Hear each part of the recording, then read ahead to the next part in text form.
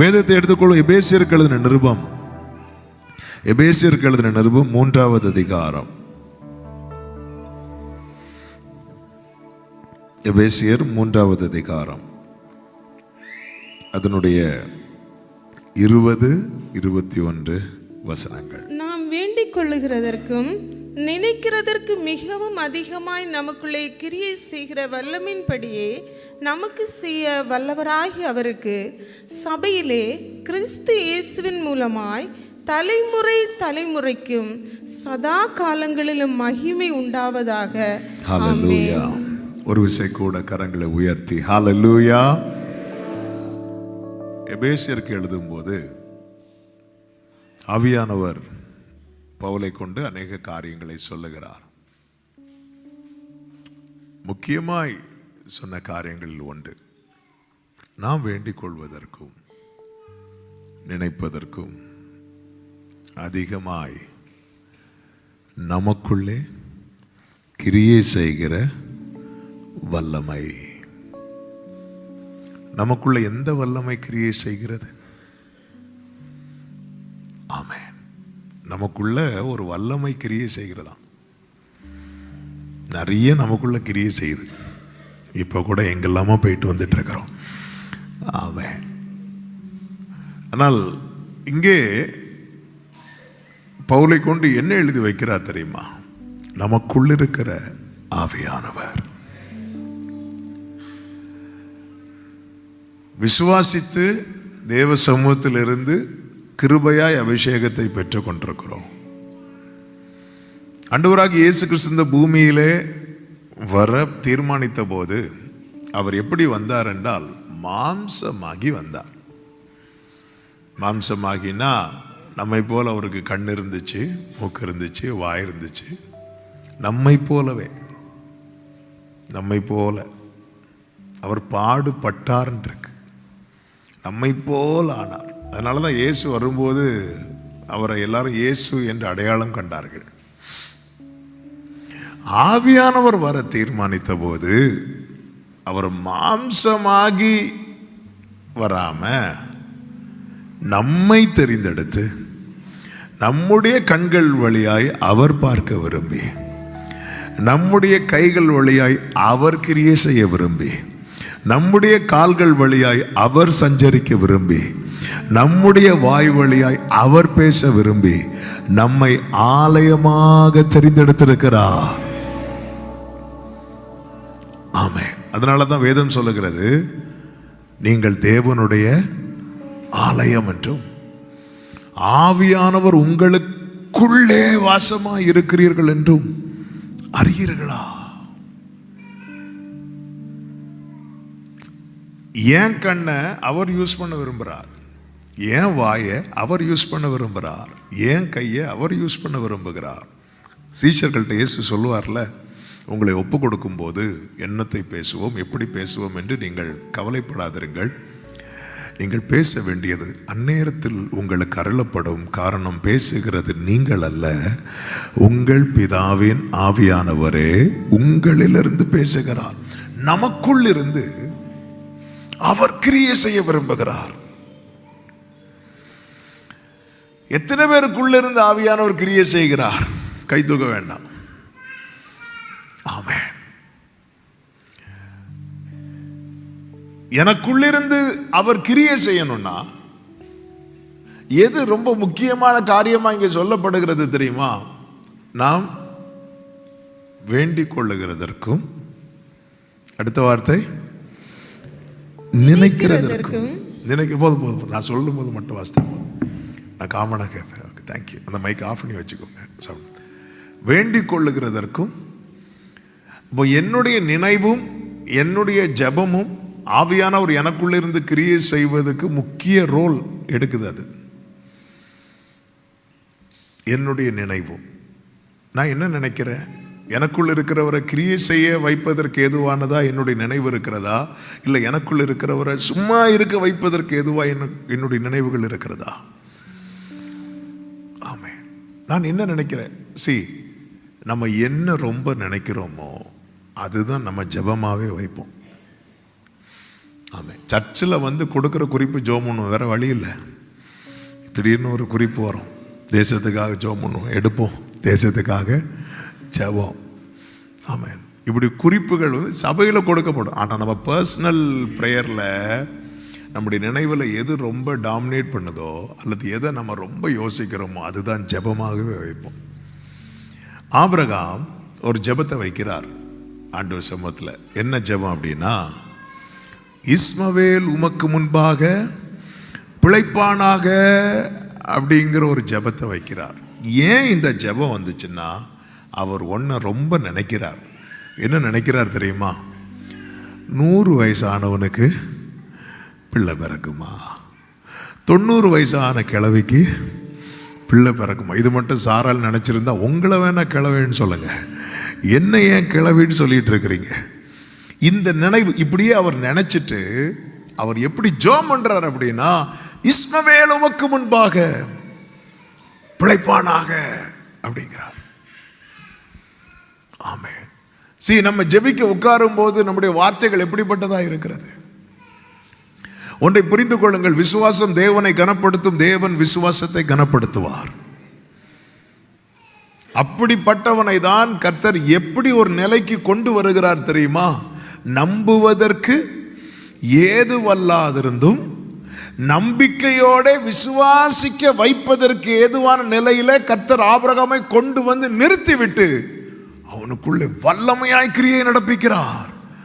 அந்த கிரியை தான் ஆமென், சரீரம் செத்து கற்பம் செத்த ஆபிரகாம் ஈசாக் குடும்பத்துக்கு கர்த்தர், ஆபிரகாம் சாராள் தம்பதிக்கு கர்த்தர் ஈசாக் என்கிற வாக்குத்தத்தத்தை கொடுத்தார். அவனுக்குள்ள இருக்கிற நம்முடைய நினைவுகள் எப்படிப்பட்டதா இருக்கிறது? நாம் கூப்பிடும் போது அவர் சமீபமாய் வருகிறார், உண்மைதான். ஆனால் ஒரு சத்தியத்தை மறக்க கூடாது, நம்முடைய நினைவுகளை அவர் தூரத்திலிருந்து அறிகிறார். தூரத்திலிருந்து அறிகிறார். எல்லா வசனத்தையும் கனெக்ட் பண்ணி பார்க்கணும். கூப்பிடும் போது சமீபமாய் வருகிறார், ரொம்ப கூப்பிட்டாலும் வரமாட்டேங்கிறார். ஏன்னா அவர் சொல்லுவார், நான் நீ கூப்பிடுறதுக்கு முன்னாடி உன் நினைவுகளை நான் பார்த்தேன். பிலிப்பு நாத்தான்வேலை இயேசுவினிடத்தில் அழைத்து கொண்டு வரும்போது சர்ச்சு வாசல என்றானதும் கபடற்ற உத்தம இஸ்ரவேலனேன்னு சொல்றது போல நாத்தான்வேலுக்கு ஃபீல் ஆச்சு. என்ன எப்படி ஆண்டவரே தெரியும்? நீ சர்ச்சுக்கு வர்றதுனால இல்லப்பா, பிலிப்பு ஒன்று கூப்பிடுறதுக்கு முன்னாடியே நீ அத்திமரத்துக்கு கீழே இருந்த பாரு. அவனுடைய சீக்கிரட்டை சொல்லி தான் அவனை பிளஸ் பண்றார். அவனுடைய சீக்கிரட்டை சொல்லி, நீ பிலிப்பு உன்னை கூப்பிடுறதுக்கு முன்னாடி என்ன பண்ணிட்டு இருந்தேன்னு எனக்கு தெரியும், நான் உன்னை பார்த்தேன், நான் உன்னை பார்த்து தான் சொல்றேன். அவன் அப்படி பிரமிக்கிறான். நம்முடைய நினைவுகளை தூரத்திலிருந்து அறிகிறவர், நமக்குள்ள இருக்கிற ஆவியானவர், நாம் பெற்றுக்கொண்ட அபிஷேகம், அவர் நமக்குள்ளே வந்து தங்கி என்றென்றைக்கு நம்மோடு இருக்கும்படி.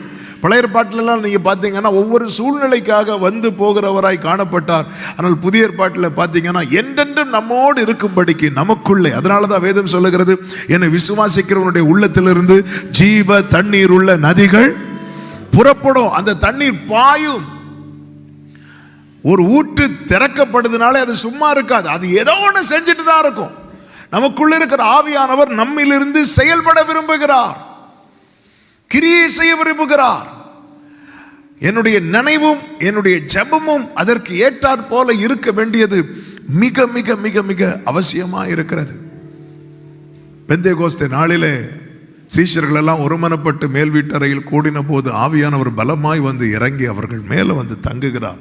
அவர்கள் எல்லாரும் அந்நிய பாஷை பேசுறாங்க, திரள் ஜனங்கள் கூடியிருக்கிறாங்க. பேதுரு தைரியமா 11 பேரோடு கூட எழுந்து நின்று கர்த்தருடைய சுவிசேஷத்தை பிரசங்கிக்கிறார். 3000 பேர் ரட்சிக்கப்படுறாங்க. அப்போஸ்தலர் 2வது அதிகாரம் இது. 3வது அதிகாரத்தில் ஒரு சப்பானிய இயேசுவின் நாமத்தில் தூக்கி விடுறாங்க. அவன் துள்ளி குதித்து நடக்கிறான். இதை பார்த்து அநேகர் இன்னும் விசுவாசம் வைக்கிறாங்க. இந்த செய்தி கேள்விப்பட்டு பேதுரு யோவானை ஆலோசனை சங்கத்துக்கு முன்பாய் கொண்டு வந்து நிறுத்துகிறார்கள். பேதுரு பரிசுத்த ஆவியில நிறைந்து அவர்கள் கேட்கிற கேள்விக்கெல்லாம் பதில சொல்ல சொல்ல சொல்ல அவங்க ஃபைனலாக என்ன பண்ணாங்க அப்படின்னா, இவங்க 2 பேரையும் கூப்பிட்டு இனி எவ்வளவு வேணும் அவருடைய நாமத்தை உச்சரிக்க கூடாது என்று பயமுறுத்தி விட்டார்கள். இப்போ இவங்களுக்குள்ள என்ன ஆசை அப்படின்னா, இந்த நாமத்தை சொல்றது ஸ்டாப் ஆயிடக்கூடாது. அதாவது நேற்று நான் அபிஷேகத்தில் நிரப்பப்பட்டேன் என்பதற்காக இன்று நான் அதில் நிற்பேன்னு கேரண்டி கிடையாது. இன்னைக்கு நான் ஸ்ட்ராங்காக நிற்கிறேங்கிறதுக்காக நாளைக்கு நிற்பேங்கிற கேரண்டி கிடையாது. அதனால தான் பைபிளில் சொல்லப்பட்டிருக்கிறது, நிற்கிறேன் என்று எண்ணுகிறவன் எவனும் விழாதபடிக்கு எச்சரிக்கையாக இருக்க கடவன். இது ஒரு தேவ பிள்ளை மறந்துடவே கூடாது. இன்றைக்கி நான் நல்ல ஜெபம் பண்ண முடியுது, இன்றைக்கி என்னால் ஊழியம் செய்ய முடியுது, இன்றைக்கி என்னால் நல்ல பைபிள் மெடிடேட் பண்ண முடியுது, அதனால் நாளைக்கும் நான் இருப்பேன், நிச்சயமாக கிடையாது, நிச்சயமாக கிடையாது. ஆமென். அதுலேயும் ரொம்ப பாதிக்கப்படுறது யாருன்னா தேவ ஊழியர்கள். ஆமென். கர்மேலின் உச்சியில் நின்ன ஆள் அடுத்த அதிகாரத்திலே சூறைச்செடி கீழே போய், போதும் ஆண்டவர், என் பிதாக்களை பார்க்கலும் நான் நல்லவன் அல்ல. ஆமென். இப்போ இவங்க எல்லாம் என்ன பண்றாங்க? பயமுறுத்தி விடுறாங்க. எவ்வளவு அந்த நாமத்தை சொல்லக்கூடாது பயமுறுத்தி விட்டதும் இவங்க சீஷர்கள் எல்லாம் சேர்ந்து இருந்து ஜெபம் பண்றாங்க. பாருங்க, அப்போஸ்தலர் 4வது அதிகாரம் அதனுடைய 29-30 வசனங்களிலே, இப்பொழுதும் கர்த்தாவே அவர்கள் பயமுறுத்தல்களை தேவரீர் கவனித்து உம்முடைய பரிசுத்த பிள்ளையாகிய இயேசுவின் நாமத்தினாலே அடையாளங்களும் அற்புதங்களும் நடக்கும்படி செய்து பிணியாளிகளை குணமாக்கும்படி உம்முடைய கரத்தை நீட்டி உம்முடைய ஊழியக்காரர் உம்முடைய வசனத்தை முழு தைரியத்தோடும் சொல்லும்படி அவர்களுக்கு அனுக்கிரகம் செய்தருள். அவங்க ஆசை எது? எங்களுக்கு இன்னும் அந்த நாமத்தை சொல்லணும், அந்த நாமத்தில் இன்னும் நிறைய காரியங்களை செய்யணும், இயேசுவின் நாமத்தை பிரஸ்தாபப்படுத்தணும். அவர்களுக்குள்ள இருக்கிற அந்த நினைவுகள் அது ஜெபமாய் வைக்கிறார்கள். அவங்க ஜெபமாய் வைத்த போது வேதம் சொல்லுகிறது 31வது வசனம், அவர்கள் ஜெபம் பண்ணின போது அவர்கள் கூடி இருந்த இடம் அசைந்தது, அவர்கள் எல்லாரும் பரிசுத்த ஆவியினால் நிரப்பப்பட்டு தேவ வசனத்தை தைரியமா. அப்போ எதுல வந்து உட்கார்ந்து இருக்கிறாங்க அப்படின்னா பயத்துல வந்து உட்கார்ந்து இருக்கிறாங்க. உட்கார்ந்து இருக்கிறவங்க, ஆண்டவரே அப்பா அவங்க பயமுறுத்திட்டாங்க, அதனால இந்த சாப்டர் நம்ம க்ளோஸ் பண்ணிடுவோம், இனி ஊழியம் வேண்டாம், இனி ஆண்டவரை குறித்து 4 பேர்ட்ட சொல்ல வேண்டாம், ஸ்டாப் பண்ணிட்டு போயிடுவோம். அப்படி அவங்க நினைக்கல. அவங்க நினைவு என்னன்னா, இன்னும் நான் சொல்லணும், இன்னும் நான் நிக்கணும், நிக்க முடியாத இடத்துல நிக்கணும் ஆண்டவரே, நடக்க முடியாத இடத்துல நடக்கணும் ஆண்டவரே, சொல்ல முடியாத இடத்துல சொல்லணும் ஆண்டவரே. இந்த எண்ணங்கள் அவர்களை அப்படியே ஜெபிக்க வைத்தது. பயத்தோடு உட்கார்ந்து இருக்கிறாங்க, தைரியமா எழும்புறாங்க. இதுதான் நமக்குள்ள இருந்து கிரியை செய்கிற ஆவியானவர். நாம் வேண்டிக் கொள்வதற்கும் நினைப்பதற்கும் உட்காரும் போது எப்படி உட்கார்ந்து அப்படின்னா, சிம்பிளா சொல்லணும்னா பூனையா போய் உட்கார்ந்து இருக்கிறாங்க, சிங்கமா எழும்புறாங்க. ஆமென் சொல்லுங்க பார்க்கலாம். இதுதான் நமக்குள்ள இருந்து கிரியை செய்கிறவருடைய வல்லமை. ஹல்லேலூயா. ஒரு வேலைக்காரிக்கு முன்னாடி நிக்க முடியாம மறுதலித்தவன் தான் யார் தெரியுமா? பேதுரு. ஆனா அவர் உள்ள இருந்து கிரியை செய்ய ஆரம்பித்ததும் ஆயிரக்கணக்கான ஜனங்களுக்கு முன்பாகவும் சரி, ஆலோசனை சங்கத்துக்கு முன்பாகவும் சரி, தைரியமாய் நின்று இயேசுவை சொல்லுகிறான் என்றால் அதுதான் நாம் வேண்டிக் கொள்வதற்கும் நினைப்பதற்கும் அதிகமாய் நமக்குள்ளே கிரியை செய்கிற அவருடைய வல்லமை. ஆமென். மாம்சம் பலவீனம் உள்ளது, அது ஒன்றுக்கு உதவாது. ஆமென். நம்மள மாம்ச பலத்துல முன்னேற பார்த்து மறுதலிக்கிறோம், பல இடத்துல பின்வாங்குகிறோம், பல இடத்துல ஓடி போகிறோம், பல இடத்துல நிற்க முடியாமல் சரண்டர் ஆகிறோம். ஆமென். ஆனால் நமக்கு கொடுக்கப்பட்ட நல்ல ஈவு, ஹல்லேலூயா, ஆமென், பிதா அருளின நல்ல ஈவு, ஆண்டவராகிய இயேசு கிறிஸ்து மகிமைப்பட்டதின் மூலமாய் நம்மோடு கூட என்றென்றைக்கும் இருக்கும்படி நமக்காய் தந்திரப்பட்ட பரிசுத்த ஆவியானவர் நமக்குள்ளிருந்து கிரியை செய்ய விரும்புகிறார். எனவே தான் தெசலோனிக்கேயருக்கு எழுதும் போது பவுலை கொண்டு ஆவியானவர் இப்படி எழுதி வைத்தார், அவன் ஆவியை அவித்து போடாதிருங்கள், அணைச்சிடாதீங்க. அதாவது அணைக்கிறது என்பது ரொம்ப சிம்பிள், இப்படி ஊதினாலே போதும். நமக்குள்ளிருந்து அவர் கிரியை செய்யும் போது அவர் ஸ்டாப் பண்ணிடாத. நாம் எதை நினைக்கிறோம்? நம்முடைய நினைவுகள் எப்படிப்பட்டதா இருக்கிறது? ஆவியானவரை செயல்பட வைக்கிறதுக்கு எதுவா இருக்கிறதா, செயல்பட விடாம பண்றதுக்கு எதுவா இருக்குதா? ஆமாம். இன்னைக்கு ஃபுல்லா நம்முடைய நினைவுகள் எப்படிப்பட்டதா இருந்துச்சு? எகிப்திலிருந்து ஒரு கூட்ட ஜனங்கள் புறப்பட்டு வருகிறார்கள். புறப்பட்டு வந்தவர்கள் எல்லாருமே கானானை அடைந்தார்களா அப்படி கேட்டா இல்லை. ஆமென். வேவு பார்க்க மோசே ஒவ்வொரு கோத்திரத்திலிருந்து ஒவ்வொருத்தரையா செலக்ட் பண்ணி அனுப்புறாரு. அந்த கூட்டத்தில் யோசுவாவும் உண்டு, காலேபும் உண்டு. எல்லாரும் போய் பார்த்துட்டு வராங்க. பார்த்துட்டு வரும்போது யோசுவா காலேபை தவிர மீதி எல்லாரும் சொல்கிறாங்க, அது கானான் எல்லாம் கரெக்டு தான், ஆனால் அதை சுற்றி ஏத்தியர் இருக்கிறாங்க, எபூசியர் இருக்கிறாங்க, எமோரியர் இருக்கிறாங்க. இப்படி பிரச்சனைகள் அவங்க ரொம்ப பெருசாக பார்க்குறாங்க. இவங்க இருக்கிறது வரைக்கும் இது நமக்கு கிடைக்காது கிடைக்காது கிடைக்காது கிடைக்காது. இதுதான் அவங்க நினைவுகளை ரொம்ப டாமினேட் பண்ணிட்டு இருந்துச்சு. ஆனால் அதே கூட்டத்தில் இருந்த காலேப் சொல்லுகிறான், அதை எளிதில் சுதந்திரிக்கலாம். நீங்க ரிசல்ட் கவனிச்சீங்கன்னா தெரியும், கிடைக்காது கிடைக்காது கிடைக்காது கிடைக்காதுன்னு சொல்லிட்டு இருந்தவங்களுக்கு கிடைக்கல. கிடைக்கும் கிடைக்கும் கிடைக்கும் கிடைக்கும், அது ஈஸியா கிடைக்கும், அது எளிதில் சுதந்திரிக்கலாம், இப்படி சொல்லிட்டு இருந்தான் பாருங்க, அவன் கால் வச்சான். இவங்க எல்லாருமே ரட்சிக்கப்பட்டவங்க, இவங்க எல்லாருமே ஞானஸ்நானம் பெற்றவங்க, இவங்க எல்லாருமே, அதாவது பழைய ஏற்பாட்டில் இரத்தத்தால மீட்டு கொண்டு வருகிறார் ஆட்டுக்குட்டியின் ரத்தம், புதிய ஏற்பாட்டில் இயேசு கிறிஸ்துவின் ரத்தம். பழைய ஏற்பாடு புதிய ஏற்பாடுடைய நிழல். பழைய ஏற்பாட்டில் ஆமேன் 12வது அதிகாரத்தில் நீங்க கவனிச்சீங்கன்னா, யாத்திராகும் 12வது அதிகாரத்தில் ஆட்டுக்குட்டியின் ரத்தத்தால மீட்டு கொண்டு வரார். 13வது அதிகாரத்தில் மேக ஸ்தம்பத்துக்கு கீழே கொண்டு வருகிறார். புதிய ஏற்பாட்டில் ரட்சிக்கப்படுகிறவர்களை கர்த்தர் அனுதினமும் எங்கே சேர்க்கிறார்? சபையிலே சேர்க்கிறார். நாம வந்து சேரல, கர்த்தர் கொண்டு வந்து சேர்த்திருக்கிறார். எதுக்கு அப்படி பைபிளில் சொல்லப்பட்டிருக்கிறதுனா, ரட்சிப்பின் மகிமை கர்த்தருக்குரியது. 12வது அதிகாரத்தில் ரட்சிப்பு, 13வது அதிகாரத்தில் மேகத்துக்கு கீழே கொண்டு வருகிறார்கள், 14வது அதிகாரத்தில் ஞானஸ்நான உடன்படிக்கை. மீட்கப்பட்டவர்களை இந்த சத்தியத்துக்குள்ளதான் நடத்துகிறார். பெலிஸ்தியர் தேச வழியாய் செல்வது சமீபமாய் இருந்தாலும் சிவந்த சமுத்திரத்தின் வழியாய் தான் நடத்துவார். இது தேவனுடைய பிரமாணம், தேவ தீர்மானம். அதனாலதான் இயேசு கிறிஸ்து எடுத்துக்கொள்ளப்படுவதற்கு முன்பதாக சீஷர்கள்ட்ட சொன்னார், நீங்க சர்வ சிருஷ்டிக்கும் போய் சுவிசேஷத்தை பிரசங்கித்து அவர்களை சீஷராக்கி பிதா குமாரன் பரிசுத்தாவி நாமத்தினாலே அவர்களுக்கு ஞான ஸ்நானம் கொடுத்து. ஆமேன். அதாவது ரட்சிப்பு நிச்சயமாகிறதே இந்த உடன்படிக்கைக்கு உட்படும் போதுதான். எனவே தான் அதெல்லாம் நாங்கள் சின்ன வயசுல எடுத்துட்டோம், அப்படிலாம் கிடையாது. சீஷராக்கி ஞான ஸ்நானம் கொடுங்கள். விசுவாசம் உள்ளவன் ஆகி ஞான ஸ்நானம் பெறுகிறவன் ரட்சிக்கப்படுவான். ஆண்டவராக இயேசு கிறிஸ்து குழந்தையா இருக்கும்போது ஆலயத்துக்கு கொண்டு போறாங்க. எதுக்கு தெரியுமா? பிரதிஷ்டை பண்ண கொண்டு போறாங்க, ஞான ஸ்நானம் கொடுக்கல. குழந்தையா இருக்கும்போது இயேசுவை தூக்கிட்டு போறாங்க. இயேசுவுக்கு 12வது வயது இருக்கும்போது இயேசுவை நடத்தி கொண்டு போனார்கள். அப்பொழுதும் அவர் ஞானஸ்நானம் எடுக்கவில்லை. ஆனால் இயேசுவுக்கு 30 வயதான போது இயேசுவை இங்கே தூக்கிட்டும் போகல, இயேசுவை யாரும் நடத்திட்டும் போகல, அவராகவே யோவானிடத்தில் வருகிறார். ஆண்டவர் தான் இந்த அடிச்சோட நமக்கு காட்டித்தாரார். என்ன தெரியுமா?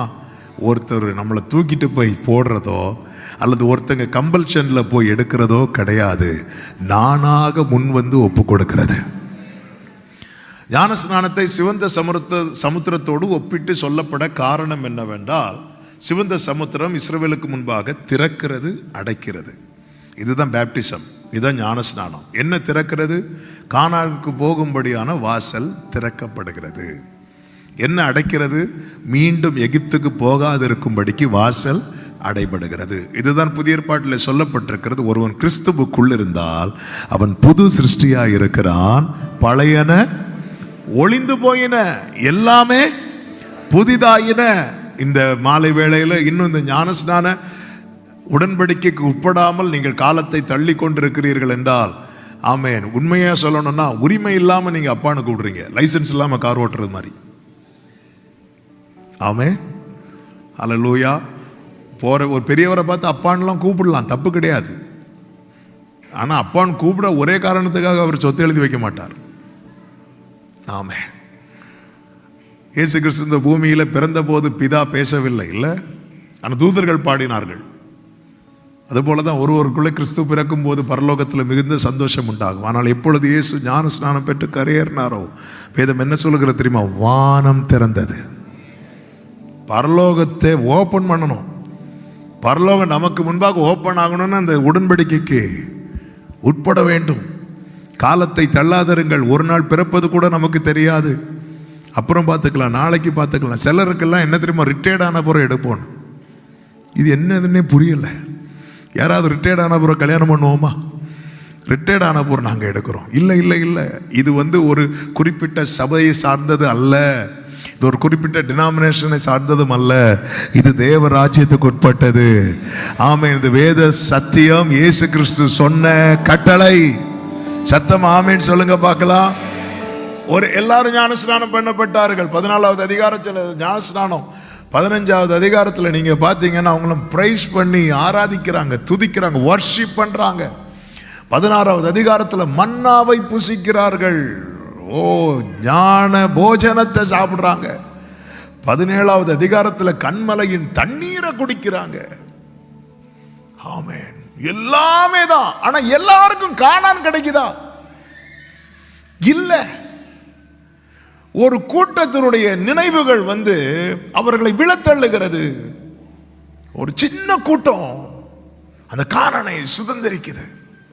எனவேதான் வேதம் சொல்லுகிறது, உங்கள் மனம் புதிதாகிறதுனாலே நீங்கள் மறுரூபமாகுங்கள்.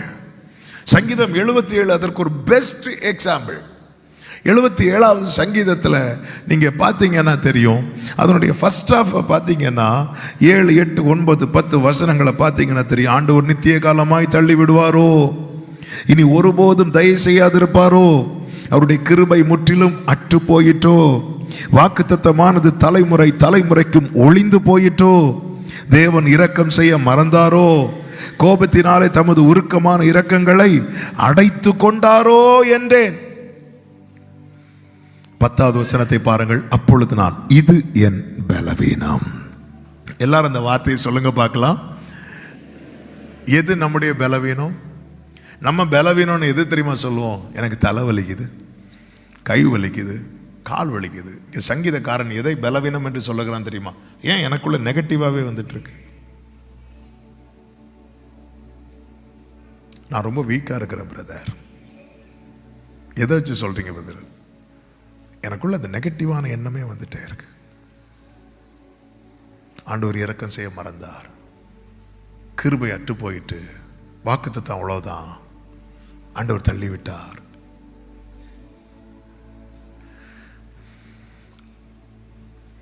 இப்படிப்பட்ட எண்ணம் வராத ஒரு நபர் கூட கிடையாது, என்னையும் சேர்த்துதான். ஆமென். அவ்வளவுதான். இதெல்லாம் நமக்கு நடக்க வாய்ப்பே இல்லை. இப்போ நான் கை தூக்க சொன்னா எல்லாரும் கை தூக்குவோம், அதனால வேண்டாம். ஆனா இதை நம்ம பலவீனமாக உணர்கிறோமா? இது என் பலவீனம். என் பலவீனம் என்று நான் எப்போ உணர்கிறேனோ அப்பதான் என் பலவீனத்தை நான் அவர்கிட்ட சொல்லுவேன். நான் எப்போ என் பலவீனத்தை அவர்கிட்ட சொல்லுகிறேனோ அப்பொழுது அவர் பலன் என் பலவீனத்தில் பூரணமாய் விளங்கும். அதாவது நம்ம இந்த மீட்பை பெருசா பார்க்க தவறுகிறோம். இதுதான் பிரச்சனை. தேவன் நம்ம எப்படிங்க மீட்டிருக்கிறார்? எப்படி மீட்டிருக்கிறார்? கிரயத்துக்கு கொல்லப்பட்டிருக்கிறீர்களே. தேவன் கொடுத்த கிரயம் என்ன? வேதம் சொல்லுகிறது, மெய்யாகவே அவர் நம் பாடுகளை ஏற்றுக்கொண்டு நம் துக்கங்களை சுமந்தார். நீங்க கவனிச்சீங்கன்னா தெரியும். அதாவது ஜீவனின் அதிபதி இயேசுவை குறித்து சொல்லப்பட்டிருக்கிறது ஜீவாதிபதி. ஜீவாதிபதினா ஜீவனின் அதிபதி. அப்ப அந்த ஜீவனை எடுக்கவும் கொடுக்கவும் அதிகாரம் யார்கிட்ட இருக்கு? இயேசுட்ட தான் இருக்கு. அப்ப அவர் நினைச்சிருந்தா எப்ப வேணாலும் அதை கொடுத்திருக்கலாம். நானே உயிர்த்தெழுதலும் அவர் நினைச்சா எப்ப வேணாலும் கொடுத்திருக்கலாம். உண்மையிலே அதாவது இது நம்ம கையில இருக்கு. இப்படி ஒரு ஆப்ஷன் இருக்குன்னு வைங்களேன். அவங்க சாட்டையை ஓங்கும் போதே இதோ தந்து விட்டேன், டமார் முடிஞ்சு இல்ல, ஒரு அடி கூட அந்த பெயின் கூட தெரியாம இயேசு மரித்திருக்கலாம். ஆனா பைபிள்ல சொல்லப்பட்டிருக்கு, மெய்யாகவே ஒவ்வொரு ஆணி அடிச்சு 6 மணி நேரம் தொங்குறார். இதுக்குங்க 6 மணி நேரம் தொங்கணும்? ஏன்னா இன்னும் 1-2 காரியங்கள் நிறைவேற வேண்டி இருக்கிறது. யோவான் 19 சொல்லப்பட்டிருக்கிறது, ஆமென், எல்லாம் முடிந்தது என்று இயேசு அறிந்து, அதாவது இன்னும் கொஞ்சம் டைம் தான் இருக்கு, என்பதை அறிந்து வேத வாக்கியம் நிறைவேறத்தக்கதாக. இன்னும் கொஞ்சம் டைம். அப்போ நான் கம்ப்ளீட் பண்ணாம இவனை மீட்க முடியாது.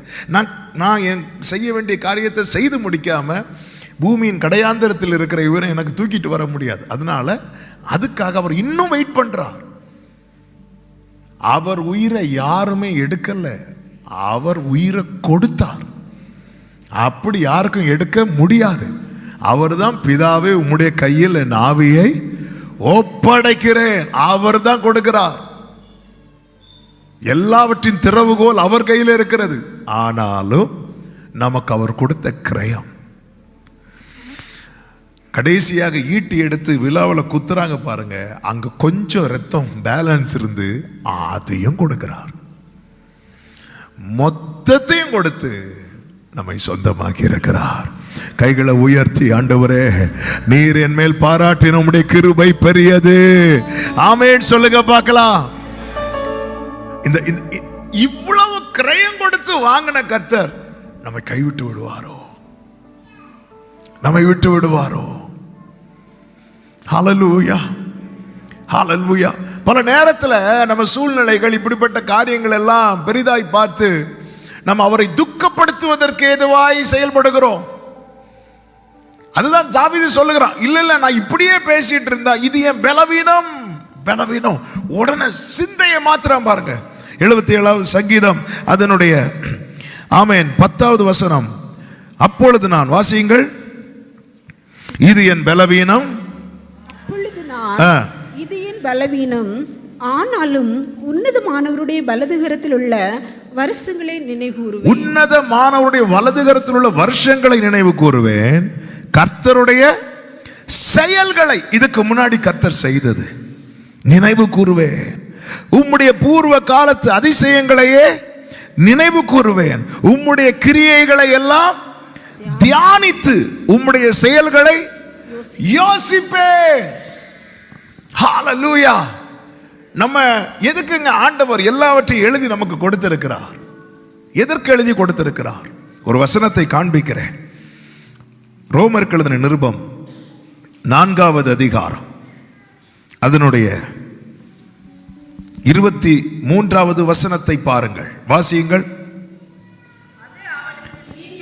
அது அவனுக்கு, யாருக்கு? யாருக்கு? ஆபிரகாமுக்கு சொல்லப்பட்டிருக்கிறது. அது ஆபிரகாமுக்கு நீதியாக எண்ணப்பட்டது என்பது. இனி அடுத்த வார்த்தை வாசியுங்கள். அவனுக்காக மாத்திரமல்ல, நமக்காக. எல்லாரும் சத்தமா சொல்லுங்க பார்க்கலாம். இந்த வேதம் ஆபிரகாமுக்காக மாத்திரமல்ல, எனக்காகவும் எழுதப்பட்டிருக்கிறது என்று சொல்லுகிறவர்கள் நல்ல கரங்களை தட்டி ஆமென் சொல்லுங்க பார்க்கலாம். இது ஆபிரகாமுக்காக மாத்திரமல்ல, எனக்காகவும் எழுதப்பட்டிருக்கிறது. எனக்காகவும் எழுதப்பட்டிருக்கிறது. இது ஆபிரகாமுக்காக மாத்திரமல்ல. எனவேதான் தெசலோனிக்கருக்கு எழுதும் போது பவுல் சொல்லுகிறார், எங்களாலே நீங்கள் கேள்விப்பட்ட வசனம் 1 தெசலோனிக்கர் 2:13 நீங்க கேள்விப்பட்ட போது அதை மனுஷர் வசனமா ஏற்றுக்கொள்ளாமல் தேவ வசனமா ஏற்றுக்கொண்டதுனால அது உங்களுக்குள்ளே கிரியை செய்கிறது. இன்னைக்கு பாஸ்டர் இப்படி பேசினார் நினைக்கிறது வரைக்கும் வார்த்தை கிரியை செய்யாது. இன்னைக்கு கர்த்தர் என்கிட்ட பேசினார். ஆமென், ஹல்லேலூயா. எத்தனை பேர் பாஸ்டர் மெசேஜ் கேட்கிறோம்? எத்தனை பேர் கர்த்தருடைய வார்த்தையை கேட்கிறோம்? ஆமென். அதாவது வாக்குத்தத்தம் வந்தா கர்த்தர் பேசினார், கொஞ்சம் கடிந்து கொள்ளது மாதிரி வந்தா பாஸ்டர்ட்ட யாரோ போட்டு கொடுத்துட்டாங்க. ஆண்டவர் சாமுவேலை கூப்பிடுறார் பாருங்க. சாமுவேலே அப்படிங்கிறார். சாமுவேல் எங்க போறார் தெரியுமா? ஏலிட்ட போய் என்ன சொன்னார் தெரியுமா? என்னை கூப்பிட்டீரே அப்படிங்கிறார். சாமுவேலை கூப்பிட்டது யாரு? நான் நேத்தே சொன்னேன், இப்படி கேட்டுட்டே இருப்பேன்னு. சாமுவேலை கூப்பிட்டது யாரு? கர்த்தர். அப்போ சாமுவேல் ஏலிட்ட வந்து என்ன சொல்லியிருக்கணும்? கர்த்தர் பேசி இதுவரை சாமுவேல் கேட்கவே இல்லை. அப்போ சாமுவேல் வந்து ஏலிட்ட என்ன சொல்லியிருக்கணும் தெரியுமா? என்னை யாரோ கூப்பிடுறாங்க அப்படி சொல்லியிருக்கணும். இல்லைன்னா நீங்க என்ன கூப்பிட்டீங்களா? இப்படியும் சொல்லியிருக்கலாம். ஆனால் அவர் எப்படி சொல்லுவார் தெரியுமா? தமிழில் இருக்கும், என்னை கூப்பிட்டீரு. அதன் அர்த்தம் என்னன்னா, நீங்கள் தானே கூப்பிட்டீங்க. ஏலி சொல்ற, நான் கூப்பிடவே இல்லை, போய் படுத்துக்கோ. ரெண்டாவதும் கூப்பிடுறார் சாமுவேல், திருப்பியும் போறார், என்னை கூப்பிட்டீரு அப்படின்னு. ஏன் சாமுவேல்கிட்ட வந்து ஏலிட்ட வந்து சாமுவேல் நீங்க தான் என்ன கூப்பிட்டீங்கன்னு அவ்வளவு கான்ஃபிடென்டா சொல்ல ரீசன் என்ன? ரீசன் பேசினது யாரு? யார் வாய்ஸ்ல பேசினார்? ஏன் ஏலி வாய்ஸ்ல பேசினார்? சாமுவேலுக்கு ஆசாரியன் யாரு? அவ்வளவுதான். ஆமென். ஆமென். எங்களுக்கு எங்க பாஸ்டர் பேசினாலாம் எங்களுக்கு வரம் பெற்ற யாராவது? சாமுவேலுக்கு ஆசாரியன் யாரு? அங்க பேசினதே ஏலிக்கு அகைன்ஸ்டா தான் பேசுறார். அப்படி இருந்தும் கர்த்தர் யார் வாய்ஸ்ல தான் பேசுறாரு தெரியுமா? ஏலி வாய்ஸ்ல. அவன் ஏலி கிட்ட நீங்க தான் கூப்பிட்டீங்கன்னு சொல்றது வரைக்கும் பைபிள்ல என்ன இருக்கும் தெரியுமா? கர்த்தருடைய வார்த்தை சாமுவேலுக்கு வெளிப்படவில்லை. அவன் ஏலிட்ட போய் நீங்க தான் சொல்றது வரைக்கும் வேர்டு வெளிப்படல. அதை மாத்திட்டு இப்ப சொல்றாரு, சொல்லும் அடியேன் கேட்கிறேன். அவ்வளவுதான். கர்த்தர் வார்த்தையின் மூலம் அவனுக்கு தம்மை வெளிப்படுத்தினார். அவருடைய வார்த்தையில் ஒன்றும் தரையிலே விழுந்து போக. ஹல்லேலூயா, ஹல்லேலூயா, ஆமென். இந்த வேத பகுதி ஒரு நாள் நைட் இருந்து மெடிடேட் பண்ணிட்டு இருக்கும்போது அங்கே சொல்லப்பட்டிருக்கிறது, கர்த்தருடைய வார்த்தை ஏலி நாட்கள்ல ரொம்ப அபூர்வமா இருந்துச்சு. ஆனா சாமுவேல்கிட்ட திரும்ப திரும்ப வந்து பேசிட்டே இருக்கிறார். ஒரு காரியம் தெளிவாய் ஆண்டவர் பேசினார் அந்த ராத்திரியில. பாரு, நான் பேசுகிற கர்த்தர், ஆனா கேட்க விருப்பம் உள்ளவன்ட்ட மட்டும்தான் பேசுவேன். அப்பதான் ஆண்டவர் இந்த பாட்டை கொடுத்தாங்க. இனியும் உம்மை கேட்பேன், நீர் சொல்வதை நான் செய்வேன், என் கூட பேசுங்கப்பா, பேசாம மட்டும் இருக்காதீங்கப்பா, நீர் பேசாவிட்டால் நான் உடைந்து போவேன், உருக்குலைந்து போவேன், நீர் பேசாவிட்டால் நான் உடைந்து போவேன், உருக்குலைந்து போவேன், என் கூட பேசாம மட்டும். தாவீது சொல்றாரு, நான் உம்முடைய செயல்களை யோசிப்பேன். எப்ப சொல்றாரு தெரியுமா? இனி என் லைஃப்ல எந்த டோருமே இல்ல அப்படிங்கிற ஒரு சிச்சுவேஷன்ல வந்து ஆண்டவர் இரக்கம் செய்ய மறந்தார், ஆண்டவர் கைவிட்டார். நம்ம மனசுல முதல் வரதே இந்த மாதிரி நெகட்டிவான எண்ணங்கள் தான். அதாவது இயேசு கிறிஸ்து ஞானஸ்நானம் பெற்று கரையேறின உடனே பிதா பேசுறாரு, சரியான வேர்டுல அது, இவர் என்னுடைய நேசகுமாரன். ஃபுல் ஸ்டாப் வச்சாச்சு, முடிஞ்சு. அடுத்து இயேசு 40 days ஃபாஸ்டிங் முடிஞ்சது அவருக்கு என்ன உண்டாயிட்டு? பசி உண்டாயிட்டு. அவருக்கு ஃபாஸ்டிங் முடிஞ்சதுதான் பசி உண்டாச்சு. நமக்கு ஃபாஸ்டிங் கேட்டாலே பசி வந்துடும். ஃபாஸ்டிங் முடிஞ்சதும் அவருக்கு பசி உண்டாயிட்டு. அவருக்கு பசிங்கிறது ஒரு பலவீனம் தானே. அந்த பலவீனம் வந்தது முதல்ல வந்து விசிட் பண்ணது யாரு? ஃபாஸ்டிங் பிரேயர் முடிஞ்சதும் முதல்ல யார் வர வாய்ப்பு இருக்கு? வசனத்தோட தான் வருவான், வாக்குத்தத்தோட வருவான். அவன் வந்து வச்சான் பாருங்க கேள்வி. அதாவது பரலோகம் ஃபுல் ஸ்டாப் வச்ச இடத்துல பரலோகம் ஃபுல் ஸ்டாப் வைக்குது. இவர் என்னுடைய நேசகுமாரன், ஃபுல் ஸ்டாப் வச்சாச்சு. இவன் வந்து நீர் தேவனுடைய குமாரனே ஆனால் கொஸ்டின் மார்க் போட்டான். ஆண்டவர் அதே போல, ஆமா கரெக்டு தானே, உண்மையிலே நான் அவர் என்ன உண்மையை பிள்ளையா நினைச்சிருந்தா என்ன வந்து நான் இவ்வளோ கஷ்டப்படுறதெல்லாம் அவர் பார்த்துட்டு இப்படி நினைச்சாரா? இந்த எண்ணங்கள் தான் ஏவாள் ஆதாம விழ வச்சது.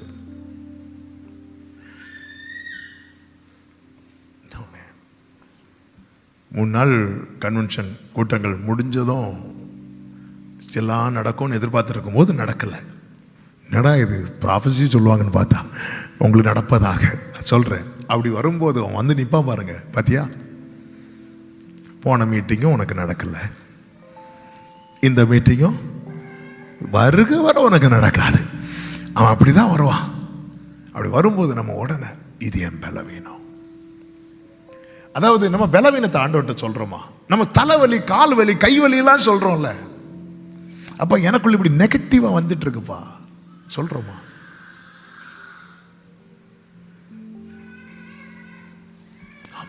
அதாவது கொஞ்சம் யோசித்து பாருங்க, ஏன் ஆண்டவரை எனக்குள்ள இருந்து கிரியை செய்ய மாட்டீங்க? நீ என்னடா ஜெபம் வைக்கிற? இப்போ எலி என்ன ஜெபம் பண்றாரு? எலியாவுக்குள்ளே எலியா பெற்ற ஆவி, எலியாவின் ஆவி யார் மேல இறங்குது? எலிசா மேல இறங்குது. எலியாவின் ஆவி, அவர் சால்வை எடுத்து யோர்தான்லாம் கால்லாம் வைக்கணும், சும்மா துணியை எடுத்து அடிச்சாலே போதும். என்ன ஃபெய்த்! அவனுக்குள்ள இருக்கிறவர் அப்படி கிரியை செய்கிறார். ஆனா ஒரு ஜெபத்தை மட்டும் கேட்கவே இல்லை. என்ன ஜெபம் தெரியுமா? என்னை நீர் எடுத்துக்கொள்ளும், என் பிதாக்களை பார்க்கலும். நான் உண்மையில நம்ம எல்லா ஜெபத்தையும் கர்த்தர் கேட்டிருந்தா மேக்சிமம் நம்ம யாருமே இருக்க மாட்டோம், எல்லார் கதையும் முடிஞ்சிருக்கும். அவர் எப்படி கிரியை செய்ய முடியும்? ஆவியானவர் எனக்குள்ள அருளப்பட்டது எதுக்கு தெரியுமா? சகல சத்தியத்துக்குள்ள என்னை நடத்த, என்னை குறித்த தேவ திட்டத்தை பூரணப்படுத்துகிறவர் எனக்குள் இருக்கிற பரிசுத்த ஆவியானவர். அந்த பிரேயரை கேட்கவே இல்லை. மழைக்காக ஜெபம் பண்ணார், கேட்டுச்சு. அக்கினிக்காக ஜெபம் பண்ணார், கேட்டுச்சு. என்ன கேசல் நான் கேட்கிறேன், என்னை எடுத்துக்கொள்ளும், என் பிதாக்களை பார்க்கல நான் நல்லவன் அல்ல. எடுத்துக்கொண்டா ஆவியானவர் அவனுக்குள்ள எதற்காக அருளப்பட்டாரோ அந்த காரியம் பூர்ணமாகாது.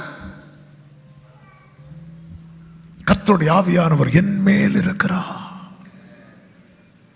என்னை குறித்த தேவ திட்டத்தை பூரணமாக்க என்னால முடியாது என்பதை அறிந்து எனக்காக தந்தருளப்பட்டவர் தான் பரிசுத்த ஆவியானவர்.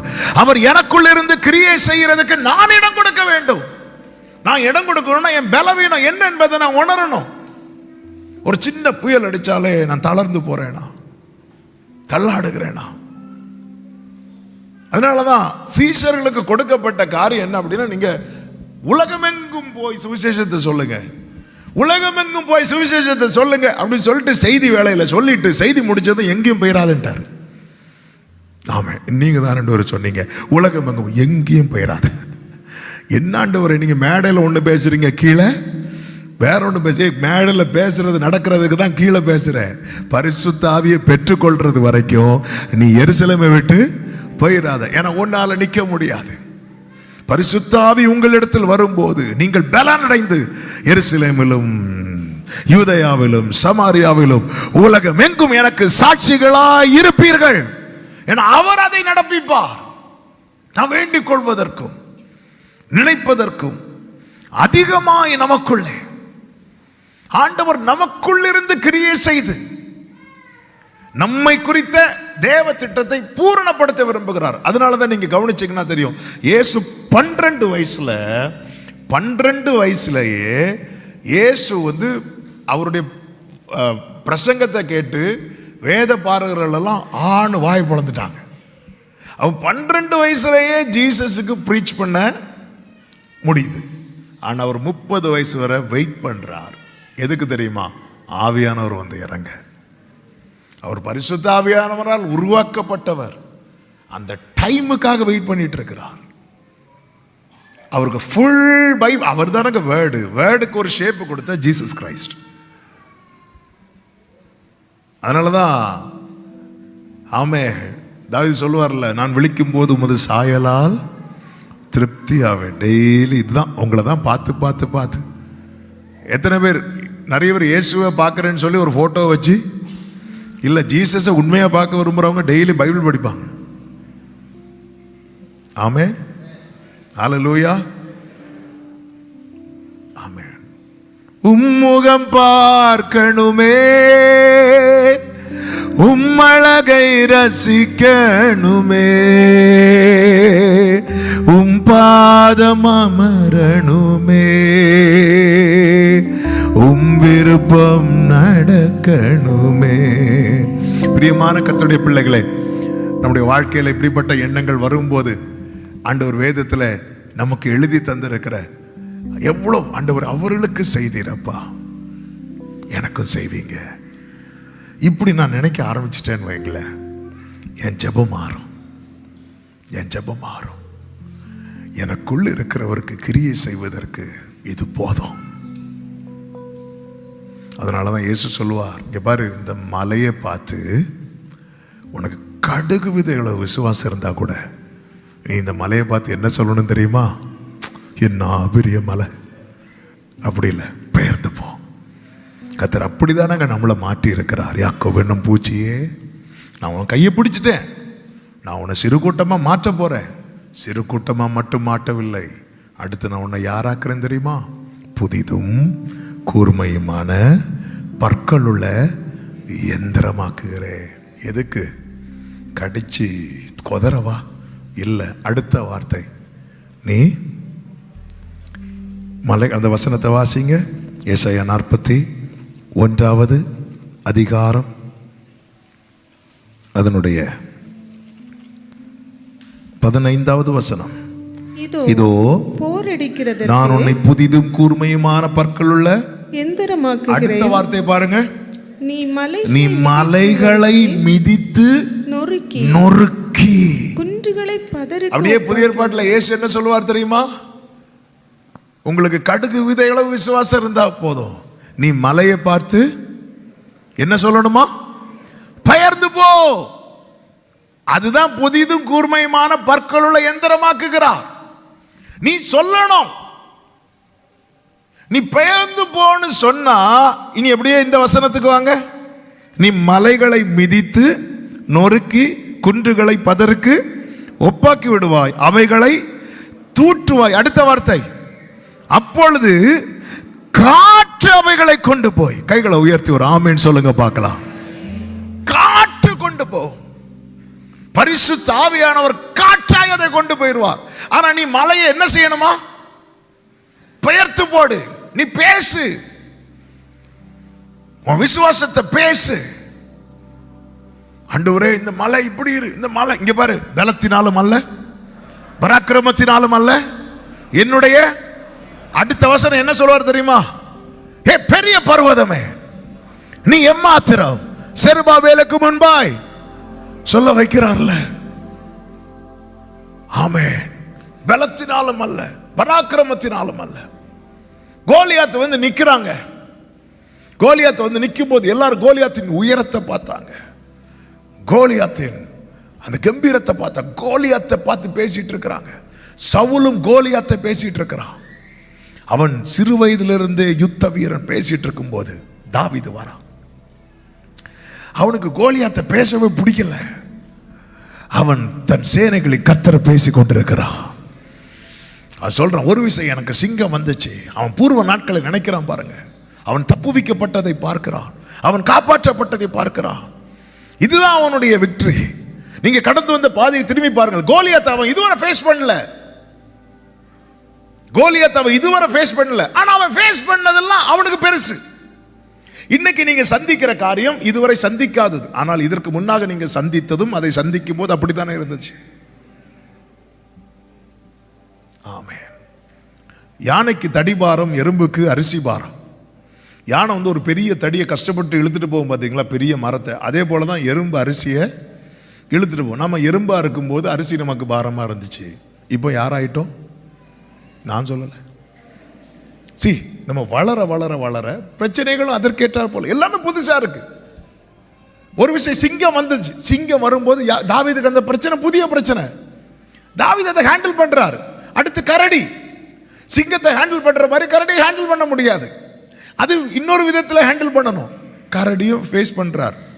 இப்போ அடுத்து அப்போ நெக்ஸ்டும் சிங்கம் வந்துச்சா தாவீதுக்கு ஓரளவுக்கு தெரியும் இதை இப்படி தான் ஹேண்டில் பண்ணணும். ஆனால் இப்போ வந்து நிற்கிறது யாரு? கோலியாத். இதுவரை சந்திக்காத பிரச்சனை.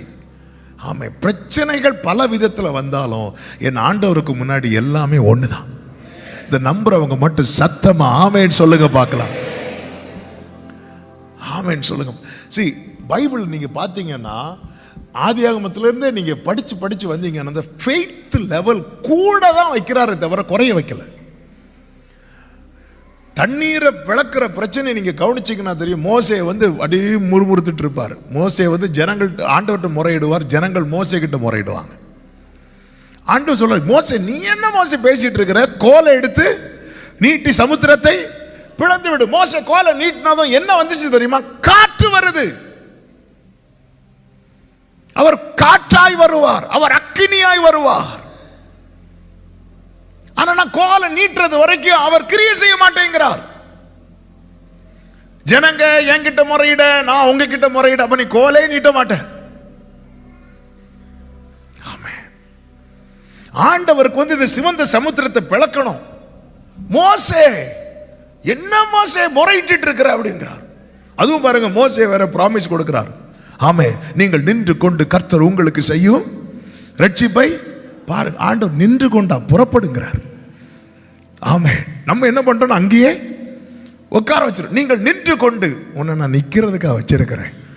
இந்த வேர்டு சொன்னதுமே ஆண்டவர் சொல்றார், நீ எழுந்து புறப்படு. கோலை எப்படி ஆண்டவர் புறப்படும்? கோலை நீட்டி சமுத்திரத்தை பிளந்து விடு. இப்ப மோசேக்குள்ள 2 எண்ணங்கள் ஓடுது. ஒரு எண்ணம், அதாவது முதல் எண்ணம் என்ன ஓடும் தெரியுமா? என்னால சமுத்திரத்தை பிளக்க முடியுமா? இப்ப நம்ம கிட்ட சொல்றாருன்னு வைங்களேன், உங்க ஊர்ல பீச் உண்டா? நிறைய இருக்கு. ஒரு பீச்சுக்கு முன்னாடி கொண்டு போய் நிறுத்திட்டு சொல்றார், ஆமா நீ இப்பொழுது உன் கரத்தை நீட்டி இந்த பீச்சை பிளந்து விடுன்னு சொன்னா நம்ம முதல்ல என்ன யோசிப்போம் தெரியுமா? என்னால இதை பிளக்க. ஆனா என்ன யோசிக்க மாட்டோம் தெரியுமா? என்னால தான் கோலை நீட்ட முடியுமே. மோசைக்கு என்ன முடியும்? மோசைக்கு என்ன முடியாது? மோசே பார்த்தீங்களா, தன்னால முடியாதது நினைக்கல. அவர் சொல்லிட்டார்ல. ஆண்டவர் சொல்ற வேர்டில் நல்ல கவனிங்க. நம்மால செய்ய முடிந்ததும் இருக்கிறது, நம்மால் செய்ய முடியாததும் இருக்கிறது. ஆண்டவர் எதை செய்வார் நினைக்கிறீங்க? மனிதனால் கூடாதது. அப்ப மனிதனால் கூடுறது அவர் என்ன செய்ய மாட்டார்? செய்யவே மாட்டார். லாசரு உயிரோடு எழுப்ப போனார்ல, அந்த கல்லை புரட்டினது யாரு?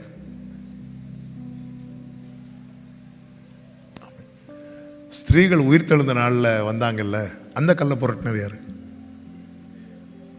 ஏன் லாசருக்கு மட்டும் மனுஷர்களை வச்சு புரட்ட வைக்கிறார், ஸ்திரீகள் போகும்போது தேவதூதன் அனுப்புறார் தெரியுமா? ஏன்னா இவங்களுக்கு அந்த கல்லை புரட்ட முடியாது. ஆனா லாசரு உயிரோடு எழுப்பும் போது அங்க கல்லை புரட்டுறதுக்கு நிறைய பேர் இருக்கிறாங்க.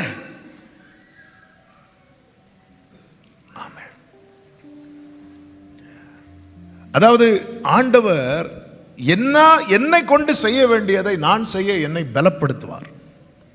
அவர் எனக்காய் செய்வதற்கு அவர் எனக்கு பலனாய் இருப்பார்.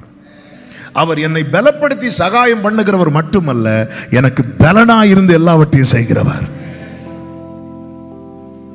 ஆமென். அதான் மோசே இப்போ சிவந்த சமுத்திரத்தை அவங்க கடக்கிறதுக்கு அது ஒரு பெரிய சவால். அதை தாண்டி வந்தாச்சு. இப்போ அடுத்து பார்த்தீங்கன்னா அடுத்த தலைமுறை வராங்க. எங்க வராங்கன்னா யோர்தானுக்கு வராங்க. யோர்தான் ஆண்டவர் இதே போல திரும்பியும் கோலை நீட்டிட்டு நிற்கணுமா? ஆண்டவரே ஒன்றும் வேண்டாப்பா, காலை வை. ஃபர்ஸ்ட் கோலு, அடுத்து காலு. நீ சும்மா காலத்தில் வை. காலை வச்சாங்க பாருங்க, அவ்வளோதான். யோர்தான் 2ஆ பிளக்குது. அதையும் தாண்டி அடுத்த தலைமுறையில் ஒரு ஆள் தான் வராரு. யார் வராருன்னா எலியா வராரு. இங்கே கோலம் கிடையாது, காலம் கிடையாது. இப்போ சாலவை. ஹல்லேலூயா. எவ்வளோ எதுக்கு இதை சொல்றேன்? நான் போக அதெல்லாம் அன்னைக்கு செய்வார், இன்னைக்கு இல்லை. அன்று செய்ததை விட இன்று அவர் அதிகமாய் செய்ய வல்லவராய் இருக்கிறார். நல்ல கரங்களை தட்டி ஆமென் சொல்லுங்க பார்க்கலாம். இயேசு சொல்லுவார்லங்க, என்னை விசுவாசிக்கிறவன் நான் செய்கிற கிரியைகளை தானும் செய்வான். அடுத்து என்ன சொல்வார் தெரியுமா? நான் செய்ததை விட அதிகமாய். எல்லாரும் சொல்லுங்க பார்க்கலாம், அதிகமாய். ஆனா நம்ம வாழ்க்கையில ஏன் அந்த கிரியைகள் நடக்க மாட்டேங்குது? ஆமென், ஆமென். நிறைய காரியங்களை கேள்விப்பட்டிருக்கிறோமே. ஆமென். ஆண்டவர் அவங்களுக்கு செய்தார், இவங்களுக்கு செய்தார், அப்படி செய்தார், ஆபிரகாமுக்கு செய்தார், ஈசாக்குக்கு செய்தார், யாக்கோபுக்கு செய்தார். என்னைக்கு நமக்கு செய்ய போறார்? இவங்களுக்கெல்லாம் எங்க ஆண்டவர் கை வச்சாரு பார்த்தீங்கன்னா அவங்க நினைவுல.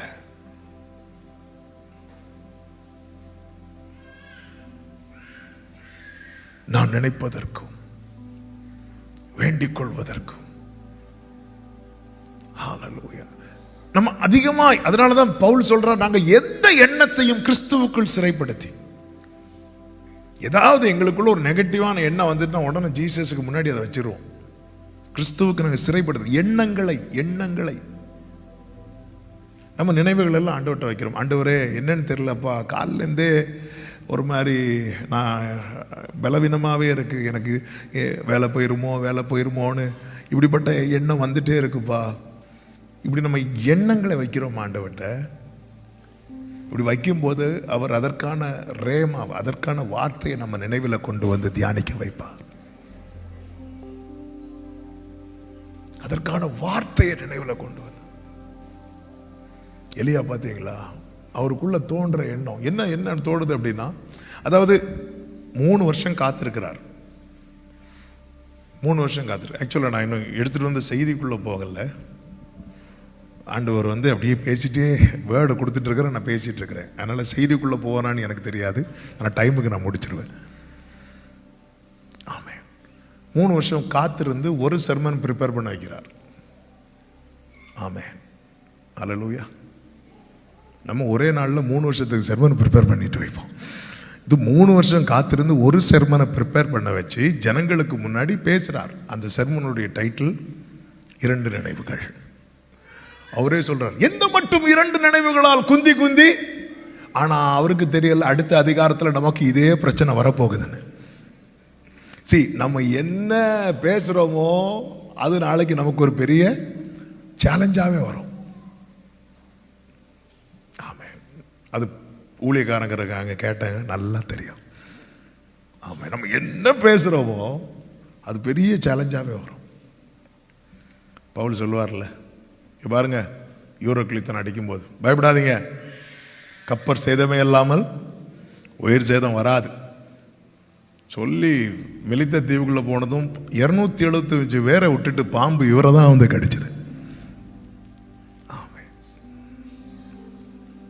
எலியா பிரீச் பண்றாரு, எந்த மட்டும் 2 நினைவுகளால் குந்தி நடப்பீர்கள்.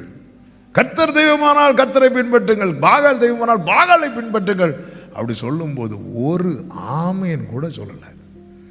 அது பிரீச் பண்றவங்களுக்கு தெரியும். கஷ்டப்பட்டு ஒரு சர்மனை ப்ரிப்பேர் பண்ணிட்டு இங்கே வந்து சத்தம் போடும்போது பார்த்துட்டு இருந்தா அதை விட பரிதாபம் வேற இருக்காது. அதுவும் எங்கள் சர்ச்சு வந்து அப்படி ஃபுல்லாகவே அப்படி ப்ரைஸ் பண்ணிகிட்டே இருப்பாங்க. அப்படி இருக்கும்போது தான் திடீர்னு லாக்டவுன் போட்டாங்க பாருங்க. 3 கேமரா, அது ஆமேனும் சொல்லாது. சிலர் இருக்கிறத பார்த்தா கேமராவே பரவாயில்ல போல தான் இருக்கும், அது ஆமேனும் சொல்லாது. அப்படியே இருந்து பார்த்துட்டு இருக்கோம். லாக்டவுனில் பட்ட பாடு கர்த்தர் காப்பாற்றினார். அப்படி இருக்கும்போது அக்கினி இறங்கியாச்சு, அடுத்து மழையும் வந்தாச்சு. எலியா நினச்சிட்டாரு, என்ன நினச்சிட்டாருன்னா, ஓகே இனி எல்லாமே நமக்கு கிளியர் ஆயிரும் நினைக்கும் போது தான் பெரிய ஒரு சேலஞ்ச் வருது. ஏசபெல் சொல்ற, நாளைக்கு இதே நேரத்தில் உன் கதையை நான் எடுக்கிறேன் அப்படின்னு. எலியா போய் சூறை செடிக்கு கீழே போய் உக்காந்தார். 1 நாள் பிரயாணமாய் போயின்னு இருக்கு பைபிள்ல. ஏன் 1 நாள்? அவரே டிசைட் பண்றார், என்னுடைய வாழ்க்கை எவ்வளவு நாள் தான்? 1 நாள் தான். எதை வச்சு டிசைட் பண்றார் தெரியுமா? ஏசபெல் சொன்ன வார்த்தையை வச்சு. நம்ம லைஃபை கூட டாக்டர்ஸ் சொன்ன ரிப்போர்ட்டை வச்சு டிசைட் பண்றோம்ல. சிலர் வந்து இப்படி சொல்லுவாங்க, இங்கே பாரு எல்லாருக்கும் வேலை போகுது, உனக்கும் மேக்ஸிமம் வேலை போயிடும். உடனே அதை டிசைட் பண்ணிடுவோம்ல, மைண்டில் நம்ம போட்டுருவோம்ல. அதனால தான் எலியா போய் உட்காந்து சொல்கிறார், அப்பா எனக்கு இதுக்கு மேலே மூவ் ஆக முடியல. ஆனால் எங்கள் பிதாக்கள்லாம் போனாங்க, எவ்வளோ சவால்கள் இருந்துச்சு, பார்வோன்னு எத்தனை பிரச்சனை, அதெல்லாம் தாண்டி போனாங்க. ஆனால் எனக்கு இதுக்கு மேலே மூவ் ஆக முடியல ஆண்டவரே. என் பிதாக்களை பார்க்கல நான் நல்லவன் அல்ல, நான் இதில் ரொம்ப வீக்காக இருக்கிறேன்ப்பா, என்னை எடுத்துருங்கப்பா. அவன் பலவீனத்தை சொல்லிட்டு படுத்தாங்க. இந்த இடத்துல கர்த்தர் காகத்தை அனுப்பல, இந்த இடத்துல கர்த்தர் தூதனை அனுப்பினார். அவனுக்கு தேவை அப்ப மட்டுமல்ல, அவனுக்கு தேவை அவனை தொடர்ந்து ஓட வைப்பதற்கான ரேமா. இந்த இடத்துல அவனுக்கு தேவை வெறும் அப்பம் மட்டும் இல்லை, வெறும் அப்பம் தேவைன்னா காகத்தை மட்டும் அனுப்புவார், அல்லது ஏதோ ஒரு சாரி பார்த்து விதவை யாரையும் அனுப்புவார். கர்த்தர் இந்த இடத்துல அவருக்கு தெரியும். நான் கண்ணீர் சிந்தும் போது என் கண்ணே என்றவரே, நான் பயந்து நடுங்கும் போது பயம் வேண்டாம் என்றவரே, நான் உன்னோடு இருக்கின்றேன் என்றவரே, நீர் மாத்திரம் போதும் என் இயேசுவே. அந்த இடத்துல என் பிதாக்கள்லாம் இந்த சேலஞ்சை ஈஸியா மேற்கொண்டார்கள்.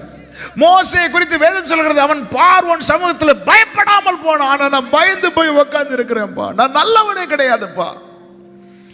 என் ஜெபத்தை கேட்டு அக்கினி இறக்குனீங்க, மழையை பெய்ய வச்சீங்க, மறைந்திருக்கும் காலத்துல என்ன ஆகாப் கொலை செய்ய தேடின போது என்ன கிருபையாய் மறைத்து வைத்து காப்பாற்றுனீங்க, எல்லாம் ரைட்டு தான். ஆனா இப்போ என்னால அடுத்த ஸ்டெப் எடுத்து வைக்க முடியல. என்னால யேசபேல் சொன்னா நாளைக்கு இந்த நேரம், யேசபேல் 24 hours எனக்கு குறித்தா, என்னால 24 hours மேல ஸ்டெப் எடுத்து வைக்க முடியாம நான் போய் உட்கார்ந்துட்டேன் ஆண்டவரே. மனிதர்களுடைய வார்த்தையினால முடக்கப்பட்டிருக்கிற சில உள்ளங்களோடு கர்த்தர் பேசுகிறதை என் ஆவியிலே உணர்ந்து இந்த நேரத்தில் நான் அதை உங்களுக்கு தீர்க்க தரிசனமாய் சொல்லுகிறேன். உங்கள் பலவீனத்தை கர்த்தரிடத்திலே சொல்லுங்கள், உங்களுக்கான ரேமா பரத்திலிருந்து வரும். உங்களை தொடர்ந்து ஓட வைக்க, தொடர்ந்து ஓட வைக்க. நீ எப்படி ஊழியம் செய்யற நானும் பார்க்கிறேன் சொல்றாங்களா? ஆமென். அதாவது மனுஷங்க முன்னாடி நிமிர்ந்து நின்றுங்க, ஆனா ஆண்டவர்ட்ட உள்ளதை அப்படியே சொல்லிருங்க. நம்ம பிரச்சனை யாக்கோபு போல. ஆண்டவர் யாக்கோபு விசிட் பண்ணும்போது யாக்கோபு அப்படியே, ஆண்டவர் இந்த இடம் இவ்வளவு பயங்கரமா இருக்கு. ஆனா ராகேல பார்த்ததும் ஓன் அழுதான். சிலருக்கு ராகேல பார்த்ததான் அழுகையே வருது. ஆமே, ஃபர்ஸ்ட் ராகேலையும் ஃபர்ஸ்ட் தான் மீட் பண்றாரு, ஆண்டவரையும் ஃபர்ஸ்ட் தான் மீட் பண்றாரு. ஆண்டவர்கிட்ட அழுது இருந்தா பிரச்சனையே மாறி இருக்கும். அதுக்கப்புறம் ஆண்டவர்கிட்ட ஒரு நாள் போய் அழுதாரு, அப்போதான் பிரச்சனையே மாறுது. ஆமே, நம்ம ஆண்டவர்கிட்ட மறைக்க பார்க்கிறோம், யாக்கோபு ஈசா கிட்ட மறைச்சது போல. இதெல்லாம் சொன்ன ஆண்டவர் என்ன நினைப்பார்? பைபிள் ஒரு வசனம் இருக்குல்ல, உங்களில் எவனாகிலும் ஞானத்தில் குறை உள்ளவனாய் இருந்தால், அடுத்த வார்த்தை, யாவருக்கும் சம்பூர்ணமாய் கொடுக்கிறவரும், அடுத்த வார்த்தை, அது எங்க எழுதியிருக்கு தெரியுமா? யாக்கோபு 1:5. அதுக்கு மேலே அதுக்கு கீழே என்ன எழுதியிருக்கு தெரியுமா? இந்த ஞானம் அப்படின்னாலே அது எங்க தான் எழுதப்பட்டிருக்கணும் பைபிள் கணக்குப்படி? ஞானம் எங்க அதிகமா வரும்? நீதி. ஏன் இது இந்த இடத்துல அதுக்கு மேல ஞானத்தை பத்தி இருக்கு, அதுக்கு கீழே இருக்கு ஒண்ணும் கிடையாது. அதுக்கு மேல என்ன இருக்கும் தெரியுமா? நீங்கள் பலவிதமான சோதனைகளில் அகப்படும் போது அதை பரீட்சை என்று சந்தோஷமாய் எண்ணுங்கள் அப்படின்னு. அதுக்கு கீழே என்ன இருக்கும் தெரியுமா? சோதிக்கப்படுகிற எவனும் தேவனால் சோதிக்கப்படுகிறேன் என்று சொல்லாதிருப்பானாக. அடுத்த வசனம் எப்படி இருக்கும் தெரியுமா? அதுக்கு முந்தின வசனம், சோதனை சகிக்கிற மனுஷன் பாக்கியம். ஒண்ணுமே புரியவே மாட்டேங்குது ஆண்டவர். ஒரு அதே அதிகாரத்தில் இருக்கு, சோதனையில் அகப்படும் போது சந்தோஷமாய் எண்ணு, சோதனை சகிக்கிறவன் பாக்கியவான். அடுத்த வசனத்தில் சோதிக்கப்படுகிற எவனும் தேவனால் சோதிக்கப்படாதிருப்பானாக. இதுல 2 விதமான சோதனைகள் இருக்கிறது. ஒன்று தன் இச்சையினாலே இழுக்கப்பட்டு வருகிற சோதனை, 2 தேவன் அனுமதிக்கிற சோதனை. இது என் வாழ்க்கையில இப்படிப்பட்ட பரீட்சை வரும்போது இது தேவன் அனுமதிக்கிறதா இல்லை என்னுடைய புத்தீனத்தினால வந்ததா என்பதை புரிந்து கொள்ற அளவுக்கு என்கிட்ட ஞானம் இல்லைன்னா, இப்போ அந்த வசனத்தை படிச்சீங்கன்னா தெரியும். உங்களில் ஞானத்தில் குறை உள்ளவன் அவர் கடித்து கொள்ள மாட்டார். அப்பா இது எதனாலப்பா? எனக்கு புரியலப்பா. ஆண்டவரே, என்னை இவ்வளோ நாள் யேசபேலுக்கு காப்பாத்தினீங்க, இன்னைக்கு இப்படிப்பட்ட ஒரு பெரிய காரியத்தை செஞ்சதுக்கு அப்புறம் அவளை ஏன் ஆண்டவரை பேச விட்டீங்க? அவ இப்படி பேசுறாளே அப்பா. தாவீதை பார்த்தீங்களா? உடைக்கப்பட்ட பாத்திரம் போல நிலைமையில இருந்து அவர் என்ன சொல்வார் தெரியுமா? என் காலங்கள் கர்த்தருடைய கரத்தில் இருக்கிறது. இங்கதான் இதுதான் புரியல. ஆனா அவருடைய பலவீனத்தை சொல்லிட்டு படுத்துட்டார். அதுக்கு முந்தின வசனம் எல்லாம் ஜெபித்துட்டு வெயிட் பண்றாரு. இங்க ஜெபிக்கல, சொல்லிட்டு படுத்துட்டார். என் பலவீனத்தை நான் ஆண்டவர்கிட்ட சொல்லிட்டேன். நல்லா புரிஞ்சுக்கோங்க. அதாவது நம்ம குடும்பத்தில் ஒரு பலவீனம் வந்துன்னா அதை நம்ம குறையா பார்க்க மாட்டோம். ஆனால் இன்னொருத்தங்களுக்கு ஒரு பலவீனத்தை நம்ம ஈஸியாக முதல்ல குறையாதான் பார்ப்போம். ஆண்டவருடைய விசேஷம் என்ன தெரியுமா? என் பலவீனத்தை குறையா பார்க்கவே மாட்டார். அவரை குறித்து வேதம் சொல்லுகிறது, உபத்திரவப்படுகிறவனுடைய உபத்திரவத்தை அற்பமாய் எண்ணவே மாட்டார். அவன் தன்னுடைய பலவீனத்தை சொல்லிட்டு படுத்து. இப்போ அவனுக்கு தேவை என்ன தெரியுமா? அவன் சரீரத்துக்கு தேவை போஜனம், அவன் ஆத்மாவுக்கு தேவை ரேமா. கர்த்தர் போஜனத்தை கொடுத்தார், அடுத்து அவனுக்கான வார்த்தையை கொடுத்தார். என்ன வார்த்தை தெரியுமா? நீ பண்ண வேண்டிய பிரயாணம் வெகு தூரம். ஏசபேல் என்ன சொல்றா? நாளைக்கு இந்த நேரத்தில். எலியாவும் தன்னுடைய ஓட்டத்தை எதுக்கு ஏற்ற மாதிரி செட் பண்றாரு தெரியுமா? ஏசபேல் சொன்ன வார்த்தை கேட்ட போல இல்ல, நீ பண்ண வேண்டிய பிரயாணம் வெகு தூரம். இத கேட்டதும் எலியா எழும்பினார் பாருங்க. ஆமே, தன் அறையை கட்டி கொண்டு 40 நாள் நடக்கிறான். ஆமேன் சொல்லுங்க பார்க்கலாம். இந்த ராத்திரி வேளையிலே ஆமேன் பல வார்த்தைகளால முடக்கப்பட்டு என கேட்டுக்கொண்டிருக்கிற அன்பு சகோதரா சகோதரி, உன் பலவீனத்தை அவரிடத்திலே சொல்லு. நீ வேண்டிக் கொள்வதற்கும் நினைப்பதற்கும் அதிகமாய் உனக்குள்ளே கிரியை செய்கிற அவருடைய வல்லமை உன்னை முன்னோக்கி தான் கொண்டு செல்லும். நல்ல கரங்களை தட்டி ஆமேன் சொல்லுங்க பார்க்கலாம். ஜீசஸ் ஏன் ஆண்டவர்ட்ட சிவந்த சமுத்திரத்துக்கு முன்பதாக கர்த்தர் மோசே கிட்ட அவ்வளவு கோபப்பட்டதுக்கு ரீசன் என்ன தெரியுமா? பார்வோன் என்ன சொல்லி புறப்பட்டு வந்தான் நினைக்கிறீங்க? என்ன சொல்லி புறப்பட்டு வந்தான் தெரியுமா? யாத்திராகமம் 14வது அதிகாரம் அதனுடைய 1 முதல் நீங்க பாத்தீங்கன்னா தெரியும். கர்த்தர் மோசேயை பார்த்து சொல்லுவாரு, நீங்க சிவந்த சமுத்திரத்துக்கு எதிராக கரையிலே பாளையம் இறங்குங்கள். 3வது வசனத்தை வாசியுங்கள். அப்பொழுது பார்வோன் இஸ்ரவேல் புத்திரரை குறித்து, அவர்கள் தேசத்திலே திகைத்து திரிகிறார்கள், வனாந்திரம் அவர்களை அடைத்து போட்டது என்று சொன்னது யாரு? பார்வோன். பார்வோன் எப்படி சொல்லுவான்னு யார் சொல்றா? கர்த்தர். பார்வோன் என்ன சொல்லுவான் தெரியுமா? இது உனக்கு அடைச்சு போட்டு. ஆனா இஸ்ரவேலர்களுடைய முறையிடுதலும் இஸ்ரவேலர்கள் சத்தம் போட்டதையும் பார்த்தா பார்வோன் சொன்னதுதான் நடக்கிறது போல சத்தம் போட்டாங்க. இதுதான் ஆண்டவர் கோபத்தை உண்டாக்கிட்டு.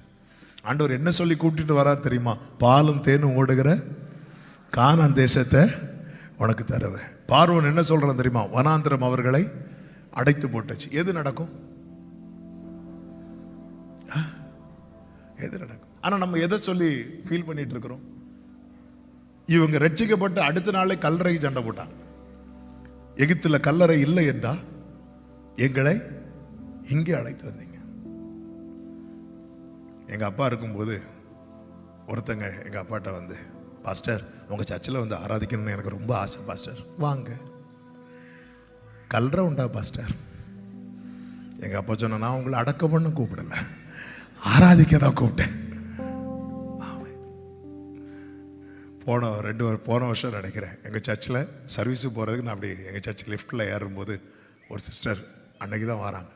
பாஸ்டர் இன்னையிலேருந்து நான் இங்கே வரலான்னு தான் இருக்கேன், வாங்க. செத்தா அதுக்கு முன்னாடி அடக்கம் பண்ணலாம், வாங்க வாங்க வாங்க. இங்கே வந்தாச்சு பாருங்க. பார்வோன் சொன்ன வார்த்தையை இவங்க வந்து இங்கே அங்கே கல்ற இல்லைன்னா இங்கே எங்களை கொண்டு வந்தீங்க. இதெல்லாம் ஆண்டவருக்கு தாங்க முடியலை. நமக்குள்ள இருந்து எந்த வேர்டு தொனித்து கொண்டிருக்கிறது? எனக்குள்ள என் நாடுகள் என் சத்தத்தை அறிந்திருக்கிறது, அந்நிய சத்தத்துக்கு அவைகள் விலகி ஓடு. அதை கேட்கவே கேட்காது.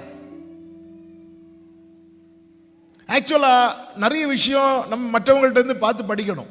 ஸ்தேவான் பேசும்போது ஜனங்கள் எல்லாரும் தங்கள் கையை வச்சு என்ன பண்ணாங்க தெரியுமா? காதை அடைச்சாங்க. அவனுடைய விசுவாசம் நமக்குள்ள போயிடக்கூடாது.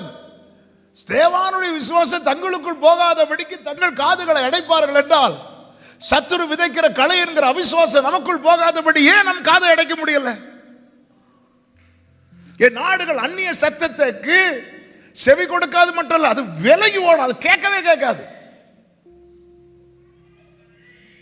நமக்கு டைம் பாஸே 2 பேர் டிபேட்ல பேசுறது. இயேசு உண்மையான தெய்வமா தெய்வம் இல்லையா ஜாலியா கேட்க ஆரம்பிச்சுட்டு அப்புறம் நமக்கே டவுட் வந்துடும். சத்துரு எங்க களையை விதைக்கலான்னு பார்த்துட்டு இருக்கிறான். அவன் என்ன சொல்லிட்டு வாரான் பார்வோன், வனாந்தரம் அவர்களுக்கு முன்பாக அடர்த்தி போட்டது. ஜனங்க என்ன சொல்லி புறப்பட்டு வாராங்க, கர்த்தர் பாலும் தேனும் ஓடுகிற தேசத்தை தருவார், கர்த்தரால் மீட்கப்பட்டவர்கள் ஆனந்த களிப்புடன் பாடி வராங்க. வரும்போது ஒரு சூழ்நிலை, சிவந்த சமுத்திரம் முன்னாக இருக்கிறது, பின்னாடி பார்வோன் சேனை. இவங்க எதை வாயை திறந்து சொல்றாங்க தெரியுமா? பார்வோன் என்ன சொல்லிட்டு வந்தானோ அதை இவங்க சொல்றாங்க. ஆண்டவரால் தாங்க முடியல. நம்ம பல நேரத்தில் நம்ம விசுவாச அறிக்கை செய்ய வேண்டிய நாம பல நேரத்தில் இப்படிப்பட்ட வார்த்தைகளை தான் பேசிட்டு இருக்கிறோம். சபைக்குள்ள விசுவாச அறிக்கை செய்யறோம். இப்போ இந்த செய்தி கேட்கும் போது கொஞ்சம் அப்படி எழும்பி வரும் பாருங்க. அதனால இந்த 116வது சங்கீதத்தில் ஒரு அருமையான வார்த்தை இருக்கிறது அல்லவா? 116வது சங்கீதம், கர்த்தருக்கு மகிமை உண்டாவதாக. 116வது சங்கீதம் அதனுடைய 10-11 வசனங்களை பாருங்கள். விசுவாசித்தேன் ஆகையால் பேசுகிறேன், நான் மிகுதியும் வருத்தப்பட்டேன், எந்த மனுஷனும் பொய்யன் என்று என் மனக்கலக்கத்திலே. அப்போ விசுவாசமும் பேசுறாரு, மனக்கலக்கத்திலையும் பேசுறாரு. ஆண்டவருடைய வார்த்தையை கேட்கும் போதெல்லாம் விசுவாசம் வருது. நம்ம பிரச்சனை என்னன்னா, வாரத்துக்கு ஒருக்கா தான் ஆண்டவருடைய வார்த்தையை கேட்கிறோம், மீதி 6 நாளும். அதனாலதான் தாவீது சொல்லுகிறார், தேவன் ஒரு விசை விளம்பினார், 2 விசை கேட்டேன். தாவீது திரும்ப திரும்ப தேவன் விளம்புகிறதை கேட்கிறவன். அதனாலதான் அவருடைய ஃபெய்த் என்ன தெரியுமா? ஜீவன் உள்ள ஒரு தேசத்தில் நான் நன்மையை காண்பேன். அப்படி மட்டும் நான் விசுவாசிக்காம இருந்திருந்தா கெட்டு போயிருந்திருப்பேன். நான் மட்டும் அப்படி நம்பலன்னு வைங்கள, நான் கெட்டு போயிருப்பேன் என்று சங்கீதம் 27 சொல்லுகிறான். நான் மட்டும் நன்மையை பார்ப்பேன் என்று விசுவாசிக்கல, நான் கெட்டு போயிருந்திருப்பேன். ஆமென். எனவேதான் நமக்குள்ளே அதிகமாய் கர்த்தருடைய வசனங்கள் விதைக்கப்படுவதாக. எவ்வளவுக்கு எவ்வளவு வேர்டு விதைக்கப்படுகிறதோ. ஆதாம் ஏவாள் பண்ண தப்பே அதுதான். அவர்கள் தோட்டத்தில் உள்ள நன்மையை கவனித்தார்களே தவிர அந்த நன்மை அனுபவிப்பதற்கு ஏதுவான வார்த்தைகளை கவனிக்கிறதை விட்டுட்டாங்க. நம்முடைய போக்கஸ் எல்லாம் கர்த்தர் தருகிற ஆசீர்வாதத்து மேல தானே இருக்கிறது, கர்த்தர் தருகிற ஆலோசனை மேல இருக்கிறதா? அதிசயங்களை செய்கிற தேவனை துதிக்கிறோம், தாவீதை போல ஆலோசனை தந்த கர்த்தரை துதிக்கிறோமா? ராக்காலங்களில் உள்ளிந்திரியங்கள் இதை உணர்த்துகிறதா?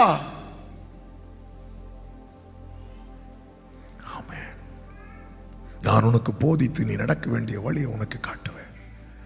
எல்லாரும் பேசுறாங்க. அதனால தாவீது சொல்லுங்க, எனக்கு விரோதம் ஒரு பாளையமே இறங்கினாலும் நான் இதுல தான் நம்பிக்கையா இருப்பேன். கர்த்தர் எனக்கு வெளிச்சம், நான் யாருக்கு பயப்படும். எல்லாருமே அகைன்ஸ்டா சொன்னாலும் இது நடக்காது, இது உனக்கு சாத்தியம் இல்லை சொன்னாலும் நான் இதுல நம்பிக்கையா இருப்பேன். நம்பிக்கை நான் வேண்டுவதற்கும் நினைப்பது. அவர் நமக்குள்ளே இருந்து கிரியை செய்ய விரும்புகிறார். ஆமென். அவரால் செய்யக்கூடாத அதிசயமான காரியம் ஒன்றுமே இல்லை. அதாவது கொஞ்சம் யோசித்து பார்க்குறீங்களா? இயேசுவுக்கு மேல இறங்கின அதே ஆவியானவர் என் மேல இறங்கி இருக்கிறார்னா பரலோகம் என்ன எவ்வளவு விசேஷமாய் நல்ல கரங்களை தட்டி thank you Holy Spirit. ஹோராதாராமா சேகரே, இது எவ்வளவு பெரிய பாக்கியங்க. அபிஷேகம் பெற்றவங்க மட்டும் சத்தம் ஆமென் சொல்லுங்க பார்க்கலாம். கொஞ்சம் இயேசுவுக்கு மேல இறங்கின எந்த மாசும் இல்லாதவர், பரலோகம் கொண்டாடுகிறவர், தூதர்கள் அவருடைய பணிவிடை ஆவிகள். இயேசுவை ஏசாயா கண்ட முதல் காட்சி என்ன நினைக்கிறீங்க? உயரமும் உன்னதமுமான சிங்காசனத்தில் வீற்றிருக்கிறவர். அவரை தான் 7வது அதிகாரத்தில் இதோ ஒரு கன்னிகை கர்ப்பவதியாகி இப்படி பார்த்துட்டு இப்படி பார்க்குறான். நம்ம எல்லாம் இப்படி பார்த்துட்டு இப்படி பார்க்குறோம். ஏசாயாவை இப்படி பார்த்துட்டு, அதனால தான் அவன் ஏசாயாவில் தாங்க முடியல. இவரா இது?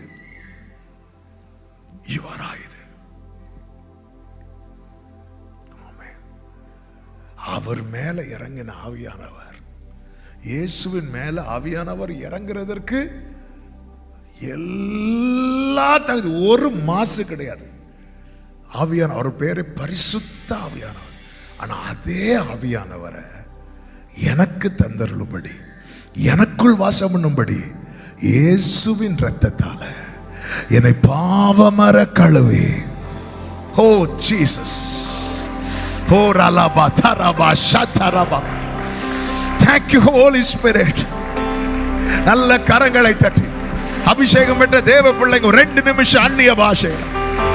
ராதானா மாகாரா ரிமா மாகாலாரா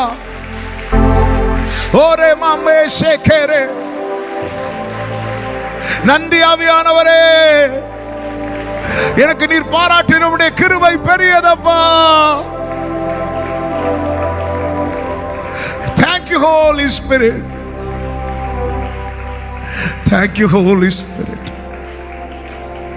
Hallelujah.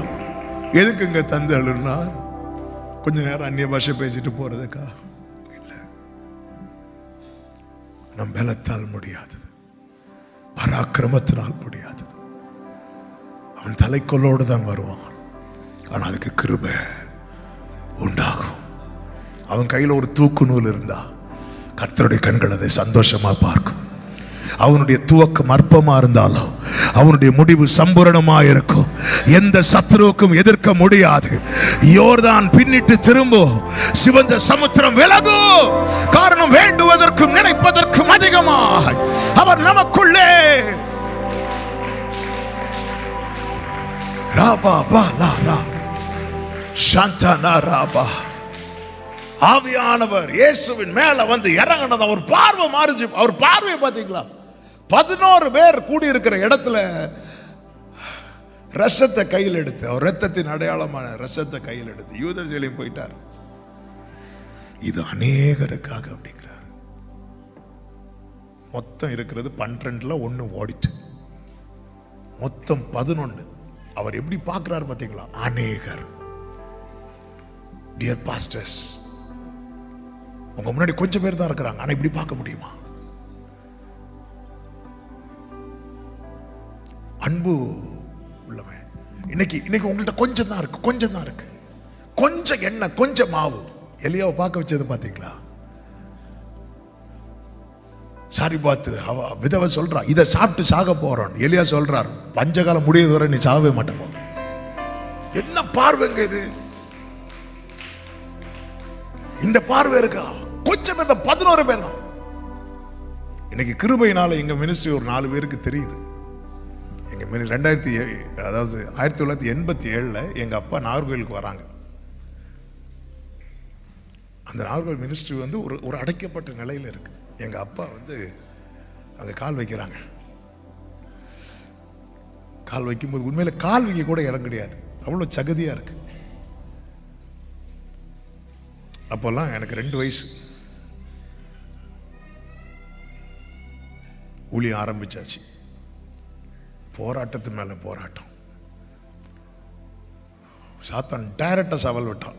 ஒரு ஸ்திரீயின் ரூபத்தில் எங்க அப்பா படுத்திருக்கிற ரூமுக்குள்ள வந்து நிக்குது. என்ன சொல்லுச்சு? இதுக்கு முன்னாடி இங்க இருந்த யாரையுமே நான் இருக்க விடல, இப்ப நீ வந்திருக்கிறியா? உன்னை நான் துரத்துறேனா இல்லையா பாரு, இது ஏன் ஏரியா அப்படி சொல்லிட்டு போச்சு. அன்னையிலேருந்து எங்க அப்பா படுக்கையில் ஆயிட்டாங்க. 1 வருஷம் படுக்கையில் இருந்தாங்க. அப்போ எங்க அந்த டைம் தலைமை பாஸ்டராக இருந்த காட்டாத்துறை பாஸ்டர் தாமஸ் அவர்கள் எங்கள் அப்பாவை பார்க்க வராங்க. நாங்கள் சின்ன பிள்ளைங்க, விசுவாசிங்க கிடையாது. எங்கள் அப்பா படுக்க, அவங்க வந்து நிலைமையை பார்த்துட்டு, நான் உனக்கு வேறு சர்ச்சு கொடுக்குறேன், இங்கே வேண்டாம். எங்கள் அப்பா சொன்னாங்க, இல்லை, என்னை ஆண்டவர் இங்கே கொண்டு வந்ததானா, நான் செத்துட்டு போகிறேன், ஆனால் இங்கே தான் நான் ஊழியம் செய்வேன். உறுதியாக இருந்தாங்க. அப்போ தான் எங்கள் அப்பாவுக்கு ஆண்டவர் ஒரு தரிசனம் கொடுத்தார். அந்த தரிசனம் என்ன அப்படின்னு, அங்கிருந்து ஒரு ஊற்று பிறக்குது. 4 திசையிலிருந்து ஜனங்கள் வந்து குடங்களை கொண்டு வந்து தண்ணி எடுத்துட்டு போகிறாங்க. அன்னையிலிருந்து எங்கள் அப்பா உறுதியாக நின்ட்டாங்க. கொஞ்சம் ஆத்துமாக்கள் இருப்பாங்க, இன்னைக்கு நடக்கிற மினிஸ்ட்ரியை அன்னைக்கு பேசிட்டு இருந்தாங்க.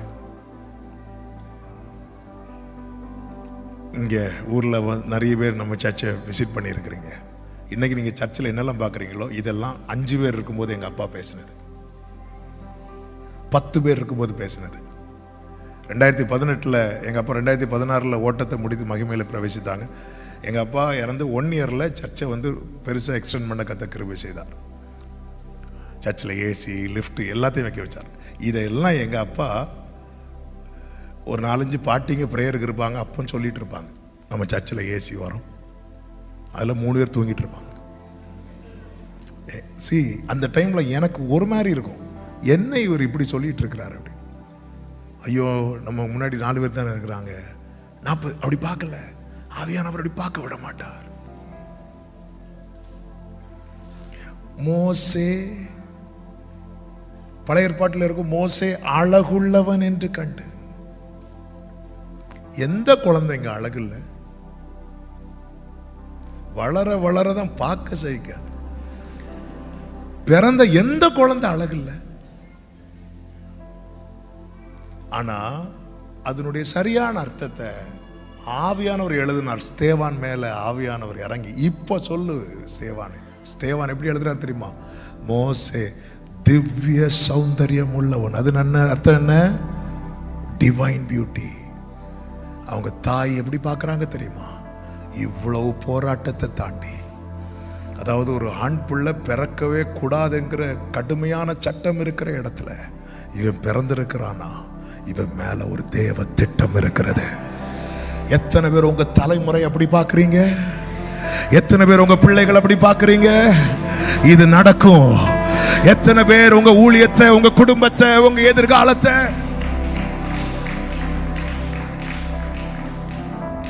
அந்த பிள்ளை வளர்ந்தான் பாத்தீங்களா? நம்ம எப்படி பார்க்கிறோம்? அவர் அப்படி பார்க்க வைக்கட்டும். அதனாலதான் பவுல் சொல்றாரு, நான் இப்ப பார்வையை மாத்திட்டேன். எப்படி பவுலே? என் கண்ணில் இருக்கிற செதில் என்னாச்சு தெரியுமா? விளட்டும் இந்த ராத்திரி கண்கள் இருக்கிற செதில்கள். ஆண்டவரே, எனக்குள்ளே மனுஷனுடைய சத்தம் தொனிக்க கூடாது, எனக்குள்ளே கர்த்தருடைய சத்தம் தொனிப்பதாக. ஆமென் சொல்லுங்க பார்க்கலாம். எத்தனை முறை கர்த்தர் நம்மோடு பேசி இருக்கிறார். இயேசுவேல் பேசுற ஒரு வார்த்தை அதை டாமினேட் பண்ணதுன்னா நம்ம எவ்வளவு வீக்கா இருக்கிறோம், எவ்வளவு வீக்கா இருக்கிறோம். 1 ராஜாக்கள் 17வது அதிகாரம் எடுக்க வேண்டாம், 18வது அதிகாரத்தில் நீங்க ரிப்பீட்டடா வருகிற ஒரு வார்த்தை உண்டு. கர்த்தருடைய வார்த்தை அவனுக்கு உண்டாகி, கர்த்தருடைய வார்த்தை அவனுக்கு உண்டாகி. யாருக்கு? எலியாவுக்கு. திரும்ப திரும்ப பேசிட்டு இருக்கிறார். ஆனால் இயேசுவேல் சொன்ன ஒரு வார்த்தை இதை டாமினேட் பண்ற அளவுக்கு அவன். அதனாலதான் எலியா சொல்றான், ச்சே நான் எவ்வளவு மோசம், என் மைண்ட்ல அவ சொன்னது தானே வந்துட்டே இருக்கு, நான் எவ்வளவு மோசமா இருக்கிறேன், நான் எவ்வளவு வீக்கா இருக்கிறேன். ஆண்டவரே, நான் ரொம்ப பலவீனமா இருக்கிறேன்ப்பா, எனக்குள்ள ஏன் ஆண்டவர் உங்க வார்த்தை நிக்க மாட்டேங்குது? ஜீசஸ் ஆண்டவர் பேசுறார், நீ பண்ண வேண்டிய பிரயாணம். இயேசுவேல் உள்ளே கொண்டு வரல ஆண்டவர், எலியாவை நடத்துறார். அதன் பிறகு நீங்க கவனிச்சீங்கன்னா தெரியும், எலியாவுக்கு நிழல கூட இயேசுவேலுக்கு தொட முடியல. ஆனா அதே சூரிய செடிக்கு கீழே எலியா இருந்திருப்பான்னு வைங்கள, இயேசுவேல் சொன்னது போல செஞ்சிருப்பா.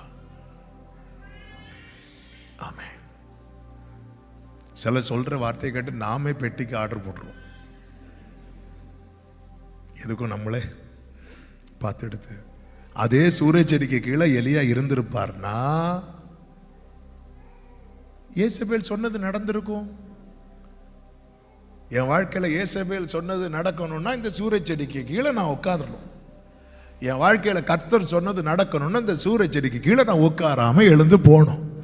பார்வோன் அடைப்பட்டதுன்னு சொன்னால, பார்வோன் சொன்னது என் லைஃப்ல நடக்கணும்னா நான் அடுத்த ஸ்டெப் எடுத்து வைக்காம அங்கேயே இருக்கணும். கர்த்தர் சொன்னது நடக்கணும்னா விசுவாசத்தோட அடுத்த ஸ்டெப்பை நான் எடுத்து வைக்கணும்.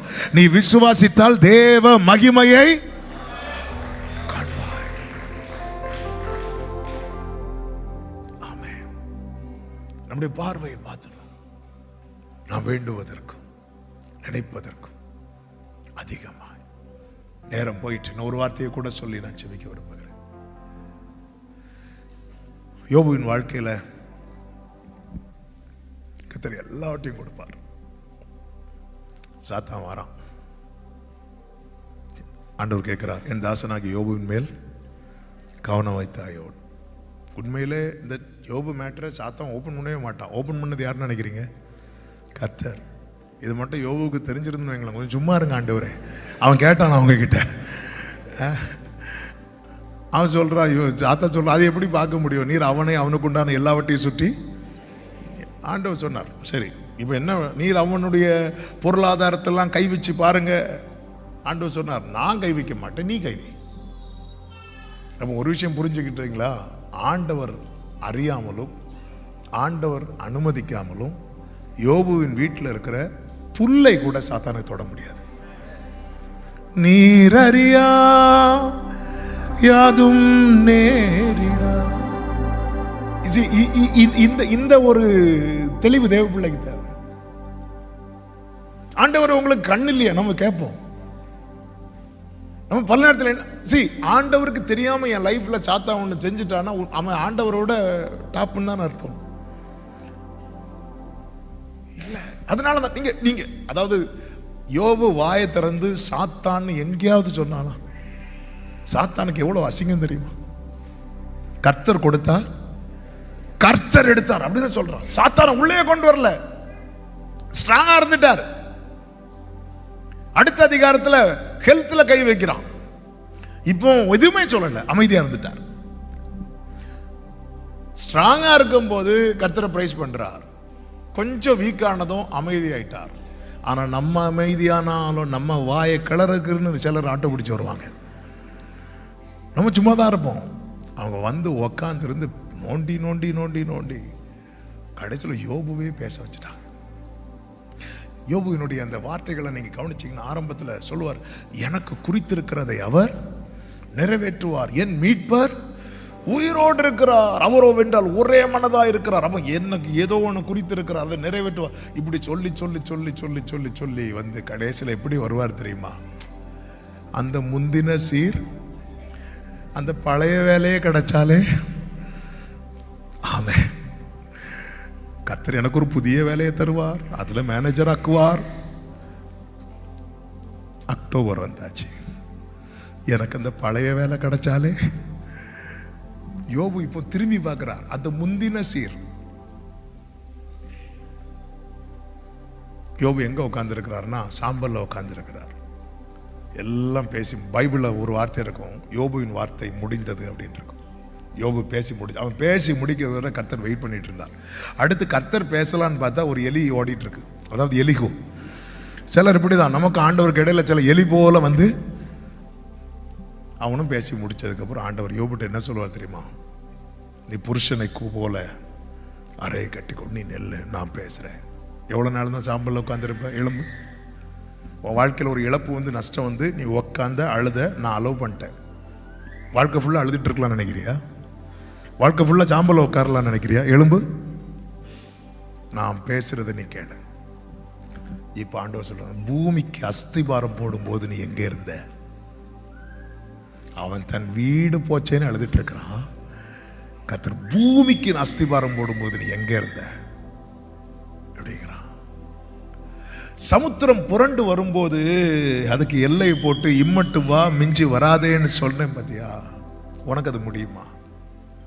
ஆண்டவர் ஒவ்வொன்றும், ஏய் சமுத்திரத்துக்கு எல்லை போட்ட நான் உன் லைஃப்ல ஒரு எல்லையை போட்டிருக்கேன், உனக்கு புரியுதா? அது அதுக்கு மேல சத்துருவுக்கு ஒன்றும் தொட முடியல பாரியா பாத்தியா?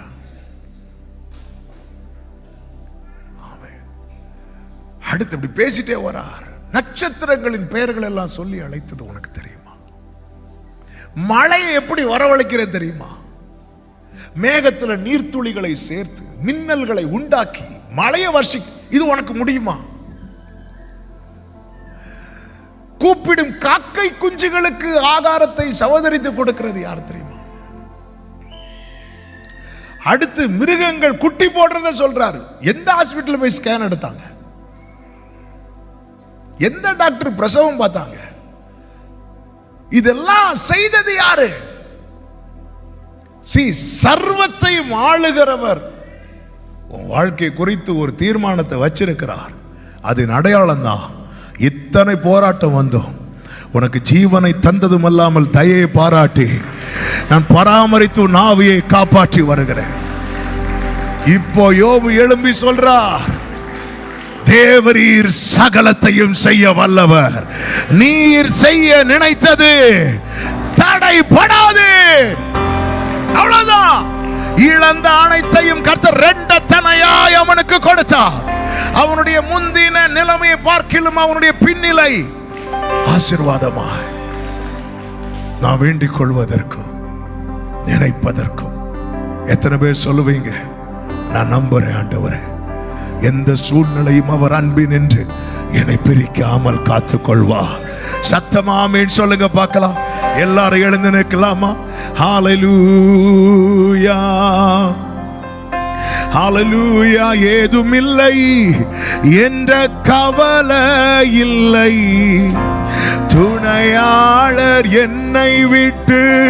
விசுவாசத்தோடு சொல்லி பாடுவோம். ஏதுமில்லை,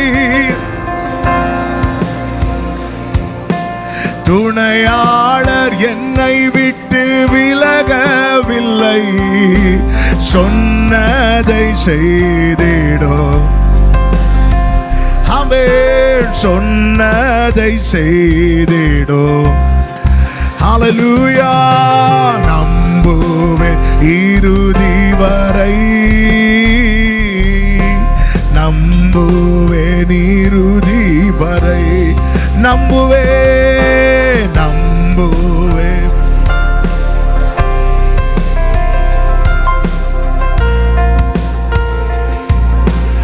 என் ஓட்டத்தில் நான் தனிமை இல்லை, என் ஓட்டத்தில் நான்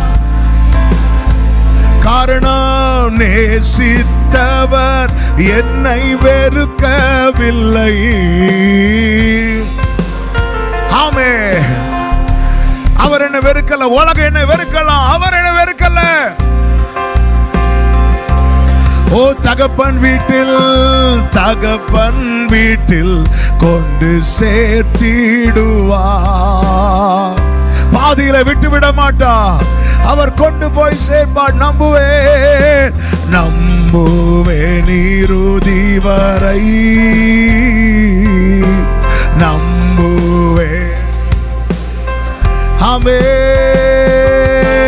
நம்புவேன். ஓரலமாதனரே. இப்ப சொல்லுங்க, காக்கும் கரங்கள், காக்கும் கரங்கள் உண்டனக்கு காத்திடுவா. காக்கும் கரங்கள் என்னை காத்திடுவார் கிருபையாலே. ஹalleluya ஹalleluya. ஆமென். அலைகளை நான் glory நான் தாண்டுவேன், உம்மாலே நான் அலைகளை மதில்களை தாண்டுவேன். ஷரபாகமா மாதரா. கைகளை உயர்த்தி சொல்லுங்க, நம்புவேன் நம்புவேன். ஆமென் நம்புவேன் நம்புவேன். ஓ ரலபதனரா. நல்ல கரங்களை தட்டி தேவனுக்கு மகிமை. முழு பலத்தோடு நாம் வேண்டுவதற்கும் நினைப்பதற்கும் அதிகமா நீ முடங்கி கிடந்தது போதும். நீ பண்ண வேண்டிய பிரயாணம் வெகு தூரம். புறப்படு என்று கர்த்தர் சொல்லுகிறார். எழுந்து புறப்படு. Glory glory hallelujah. நீ பண்ண வேண்டிய பிரயாணம். இந்த வார்த்தை தீர்க்க தரிசனமாய் அநேகரை நோக்கி வருகிறது. நீ முடங்கி கிடந்தது போதும். யேசபேலுக்கு இரையாவதற்கல்ல உன்னை கர்த்தர் அழைத்தது. உனக்கான ஓட்டம், அதாவது உனக்கான ரதம் வந்து உன்னை அழைத்து செல்லும் வரை நீ ஓடிக்கொண்டுதான் இருக்க வேண்டும். பலன் கொண்டு திடமனதாயிரு. நான் உனக்கு கட்டளையிடவில்லையா? வலது கரத்தை வானத்துக்கு நேராக உயர்த்தி இடது கரத்தை இருதயத்தில் வைத்து, ஆண்டவர் என் பலவீனத்தை நீர் அறிவி, என் நினைவுகள்ல மாற்றம். உங்களை நினைக்கணும், உங்க வார்த்தையை நினைக்கணும், நீர் செய்ததை நினைக்கணும். என்ன மாற்றுங்க. எனக்கு அந்த பார்வையை தாங்கப்பா. கொஞ்சம் எண்ணெய் கொஞ்சமாவும் நாங்க சாக போறோம், இந்த பார்வை அல்ல. இந்த எண்ணெய் குறையாது, இந்த மாவு குறையாது. இந்த பஞ்ச காலத்தை நாங்க தாண்டுவோம், இந்த சமுத்திரத்தை நாங்க தாண்டுவோம், இந்த எரிகோவை நாங்க தாண்டுவோம், இந்த யோர்தானை நாங்க தாண்டுவோம். இந்த பார்வையை தாங்க. நீங்க நடத்துங்க. நீங்க எங்களுக்குள்ள இருந்து எப்பொழுதும் கிரியை செய்வீராக. உங்களுடைய நல்ல ஆவியானவர் எங்களை செவையான வழியில் நடத்துவாராக. இயேசுவின் நாமத்தில் பிதாவே, ஆமென். நல்ல கரங்களை தட்டி தேவனுக்கு மகிமை.